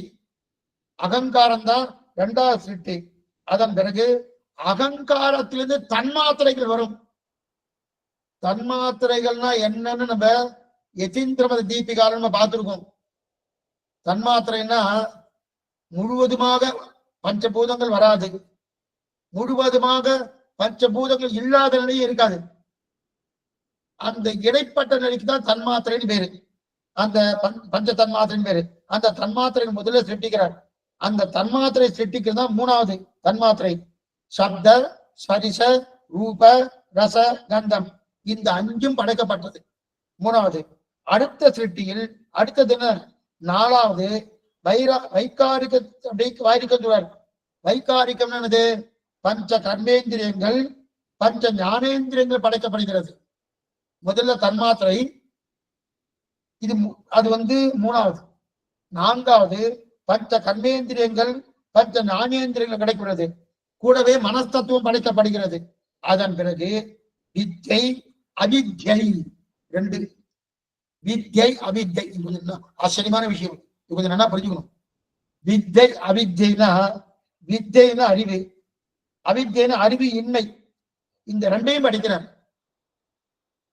அது என்ன சுவாமி, அறிவு இன்மையை படிப்பாரா? வித்யை அவித்யை, அறிவு அறிவு இன்மை, இந்த ரெண்டையும் படிக்கிறார். அறிவு என்பது, அறிவுன்னா என்னது? அறிவு என்பது கத்தியை போல, அறிவு இன்மை என்பது கத்திக்கு உரை இருக்குமோ, உரை, அதுக்கு ஒரு பாக்ஸ் உரை, அந்த உரையை போல அறிவு இன்மை. அந்த கத்தியை உரைக்குள் சொருகி வைப்பார்கள் இல்லையா? அப்பனா கத்தி என்கிற அறிவு உரை என்கிற அறிவு இன்மை உள்ள சொருகி வைக்கிறார் இல்லையா? அப்பனா என்ன அர்த்தம்? ஞானத்தை அஞ்ஞானத்துக்குள் சொருகி வைத்துள்ளார்கள். கொஞ்சம் நிதானமா சொல்றேன். ஞானத்தை அஞ்ஞானத்துக்குள் சொருகி வைக்கிறார் அப்படின்னா, உரையிலிருந்து கத்தி எடுக்கிறோமோ, உரை இருக்கணும். உரையிடாதவர்னு பேரு திருமேட்சி ஆழ்வார்கள். உரையிலிருந்து கத்தி எடுக்கிறோமோ, அந்த கத்தி எடுத்த உடனே தான் கத்தி போகப்படுது. இல்லைன்னா அதுக்கு மேல பிரயோஜனமே இல்லை. கத்தி உரைக்குள்ள இருந்தா பிரயோஜனம் இல்லை. எடுக்கணுமோ அப்பதான். அப்ப அஞ்ஞானத்திலிருந்து வெளியே உருவினால்தான் ஞானம் பயன்படும். அஞ்ஞானம் என்கிற உரை, அந்த உரைக்குள்ளே ஞானம் என்கிற கத்தியை போட்டிருக்கா. அப்ப அஞ்ஞானம் என்கிற உரையிலிருந்து ஞானம் என்கிற கத்தியை உருவினால்தான் ஞானம் பயன்படும். நாம் எல்லாரும் ஞானத்தை அஞ்ஞானத்தில் மூடி வைத்துக் கொள்கிறோம். என்ன பாருங்க, நம்ம என்ன பண்ணுறோம்? ஞானம் இருக்கு, நமக்கு நல்ல ஞானம் இருக்கு, அஞ்ஞானத்தால மூடிக்கிறோம். அப்ப என்ன, நல்ல ஞானம் நமக்கு இருக்கு, நல்ல ஞானம் இருக்கு, நன்கு எல்லாமே இருக்கு, ஒரு குறையும் இல்லை. ஆனா நாம் பண்ணின கர்மங்கள் இருக்கு இல்லையா, கர்மங்கள், அந்த உடம்பு அகங்காரமாகவும் இது இத்தையும் ஞானத்தை மூடிக்கிறது. கர்மங்கள் ஆகட்டும், இந்த சரீரமாகட்டும், அகங்காரமாகட்டும், இது எத்தனையும் அந்த ஞானத்தை மூடிக்கிறது. அதை தள்ளிவிட்டா தன்னிடையே உள்ளே இருக்கக்கூடிய அந்த ஞானமானது பளிச்சுன்னு வெளிவரும். ஞானமானது பளிச்சுன்னு வெளியே வந்துருவோனோ. அப்ப ஒண்ணு வேண்டாம், இதுக்கு இந்த எக்ஸாம் சொன்னேன். உயர்ந்த மாணிக்கம் இருக்கு, அந்த மாணிக்கத்தை கொண்டு போய் சேத்துல போட்டாச்சு. அதோட ஒளி பிரகாசிக்கமா? பிரகாசிக்காது. சரி முடித்து ஒளி வெளியிலே தெரியாது. சுவாமி மாணிக்கத்துல ஒளி இருக்கு, ஆனா வெளில தெரியலையே சுவாமின்னா, அப்ப என்ன பண்ணும்? அதுல சகதி மூடி இருக்கு. மூடி இருக்கிறபடியாலே இந்த மாணிக்கத்தை ஒளி வெளில கொண்டு வர என்ன பண்ணணும்? சகதியை தள்ளினா போறோம். அந்த மாணிக்கத்தின் ஒளி தன்னிடையே வரும். எது போல? பூமிக்கடியில ஜலம் இருக்கு. பூமிக்கடியில் ஜலம் இருக்கிறபடியாலே நான் கிணத்தை வைக்கிறேன், அதுக்கு மேல இருக்கிற கல்லு மணல் இதெல்லாம் எடுத்துட்டேன், ஜலத்தை கொட்டவே வேண்டாம், ஜலம் தன்னிடையே இருக்கு. அப்ப ஜலம் தன்னிடையே வரப்போறதுணும். நான் ஜலத்தை கொட்டணுமா? பக்கெட்ல எடுத்து கொட்ட வேண்டிய அவசியமே இல்லை. அதே போல ஏதோ ஒண்ணு மறைச்சுட்டு இருக்கு, ஏதோ ஒண்ணு அதை தடுத்துட்டு இருக்கு. அந்த தடுத்து எடுத்தாலே போறோம். அந்த கல்லை எடுத்தாலே வந்துடும். ஒரு அணை இருக்கு, அணையை மூடி வச்சிருக்கா, அந்த மூடினதை கழட்டினாலே ஜலமே வாவான்னு கூட வேண்டாம், தன்னிடையே வந்துருமோனும். அதே போலதான் இந்த ஆத்மாவுக்கு எப்போதும் ஞானம் உண்டு. ஆனா கர்மங்கள், அகங்காரம், மமகாரம் இதெல்லாம் போட்டு மூடி வச்சிருக்கிறோம். அதை தள்ளியாச்சுன்னு வச்சுங்க, ஆத்மாவின் ஞானம் நன்னா பிரகாசிக்கும். ஆக வித்தை என்கிற கத்தியை அவித்தை என்கிற உரைக்குள் வைத்து என்ன பண்ணுங்க வைத்து, ஆக 6 சிட்டியை பார்த்தோம். இவருக்கு என்ன சிட்டி? என்னென்ன சிட்டி? முதல்ல மூல பிரகிருதி, மகான், அகங்காரம், பஞ்ச தன்மாத்திரைகள், பஞ்ச கர்மேந்திரியங்கள், பஞ்ச ஞானேந்திரியங்கள், மனஸ்தத்துவம், இந்த 6ஐயும் பார்த்தோம். இப்ப 7வது சிருஷ்டி. 7வது சிருஷ்டி என்ன தெரியுமா? ஸ்தாவரங்கள். ஸ்தாவரங்கள் என்னது? மரம், செடி, கொடி, ஔஷதங்கள் இதெல்லாம் படைக்கிறது 7வது சிருஷ்டி. அடுத்து 8வது சிருஷ்டி என்ன தெரியுமா? திரியக்கு. அசைவன, ஊர்வன, பரப்பன, மிதப்பன, நடப்பன, மாடு, ஆடு, புலி, சிங்கம், திரியக்கு, இது இத்தனையும் படைக்கிறது. இது 8வது.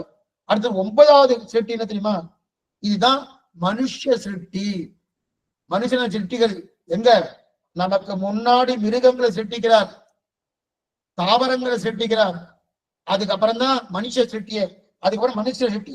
முதல்ல 8 சிருஷ்டி ஆன பிறகுதான் மனுஷர்களையே 9வது சிருஷ்டிக்கிறார். அடுத்தது 10வது தேவர்கள், நமக்கு அப்புறம் தான் தேவர்களே சிருஷ்டிக்கிறார். தேவர்கள் அனைவரையும் சிருஷ்டிக்கிறார். இதைத்தான் தசவித சிருஷ்டின்னு சொல்லுவார். தசவித சிருஷ்டின்னு தெரிவிக்கிறார். இதெல்லாம் பண்றது இப்ப 10 சிருஷ்டி ஆயிடுச்சு. அப்பனா பகவான் சிருஷ்டிப்பது அண்டகடாகள் வரைக்கும் பகவான் சிருஷ்டித்தார். அதற்கு மேற்கொண்டு என்னென்ன பண்ணோம்? இந்த வித்தை அவித்தை என்று சொல்லக்கூடிய அந்த 6 சிருஷ்டியை பார்த்தோம். 7வது சிருஷ்டியிலிருந்து எதை யார் பண்றார்? பிரம்மா பண்றார். ஸ்தாவரங்கள் என்ன, ஜங்கமங்கள் என்ன, திரியக்கு என்ன, மனுஷன் என்ன, தேவர்கள் என்ன, இவர்களெல்லாம் சிருஷ்டிக்கணுமோ? இவரெல்லாம் சிருஷ்டிப்பதாக பண்றார். எப்படி பண்றார், என்னமா பண்றார், கூட அவர் யாரார் வந்துருக்கான்றதை பார்ப்போம். ஆழ்வாரும் பெருமானாட்சியர் திருவடிகளே சரணம், ஆச்சாரியன் திருவடிகளே சரணம், பாகவதார் திருவடிகளே சரணம். சந்தேகம் எதா இருந்தா அவசியம் கேட்கும்படி பிரார்த்திக்கிறேன். கொஞ்சம் சிரமமா தான் இருக்கும். இதெல்லாம் நீங்க ஒண்ணுமே கேட்டேன்னா நல்லா புரிஞ்சிடும். ஒன்றும் கட்டமே இல்லை. சிருஷ்டி விஷயம் நல்லா புரிஞ்சிருக்கும்னு நினைக்கிறேன். சுருக்கமா தான் சொல்லியிருக்கேன். பார்ப்போம். சாயங்காலம் யதீந்திரமத தீபிகா உண்டு. ரொம்ப ஆச்சரியமான விஷயம் சொல்ல போறார். என்னன்னு அதையும் கேட்கும்படி பிரார்த்திக்கிறேன். இப்ப சந்தேகம் தான் கேட்கலாம். स्वामी धन्यवाद स्वामी திருவடி சச்சிதானந்த ஸ்ரீமதே ராமானுஜாய நமः. அடியன் ராமானுஜதாசன் சுவாமி திருவடிகளை சேவிச்சுக்கிறேன் சுவாமி.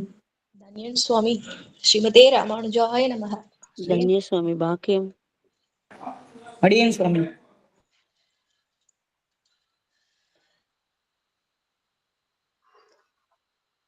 கிருதஜ்ஞைகள் சுவாமி ஸ்ரீமதி ராமானுஜாய நமः. அடியேன் சுவாமி. தன்யஸ்மி சுவாமி. அடியேன் அடியேன் அடியேன் சுவாமி ஸ்ரீமதே ராமானுஜாய நமः. சாயங்காலம் 5 மணிக்கு யதீந்திரமதி. சரிங்க சரிங்க சார். அடியேன் ஸ்ரீமதே ராமானுஜாய நமः. அடியேன் ஸ்ரீமதே ராமானுஜாய நமக. பாக்கியம் சுவாமி. அடியேன் சுவாமி ஸ்ரீமதே ராமானுஜாய நமக.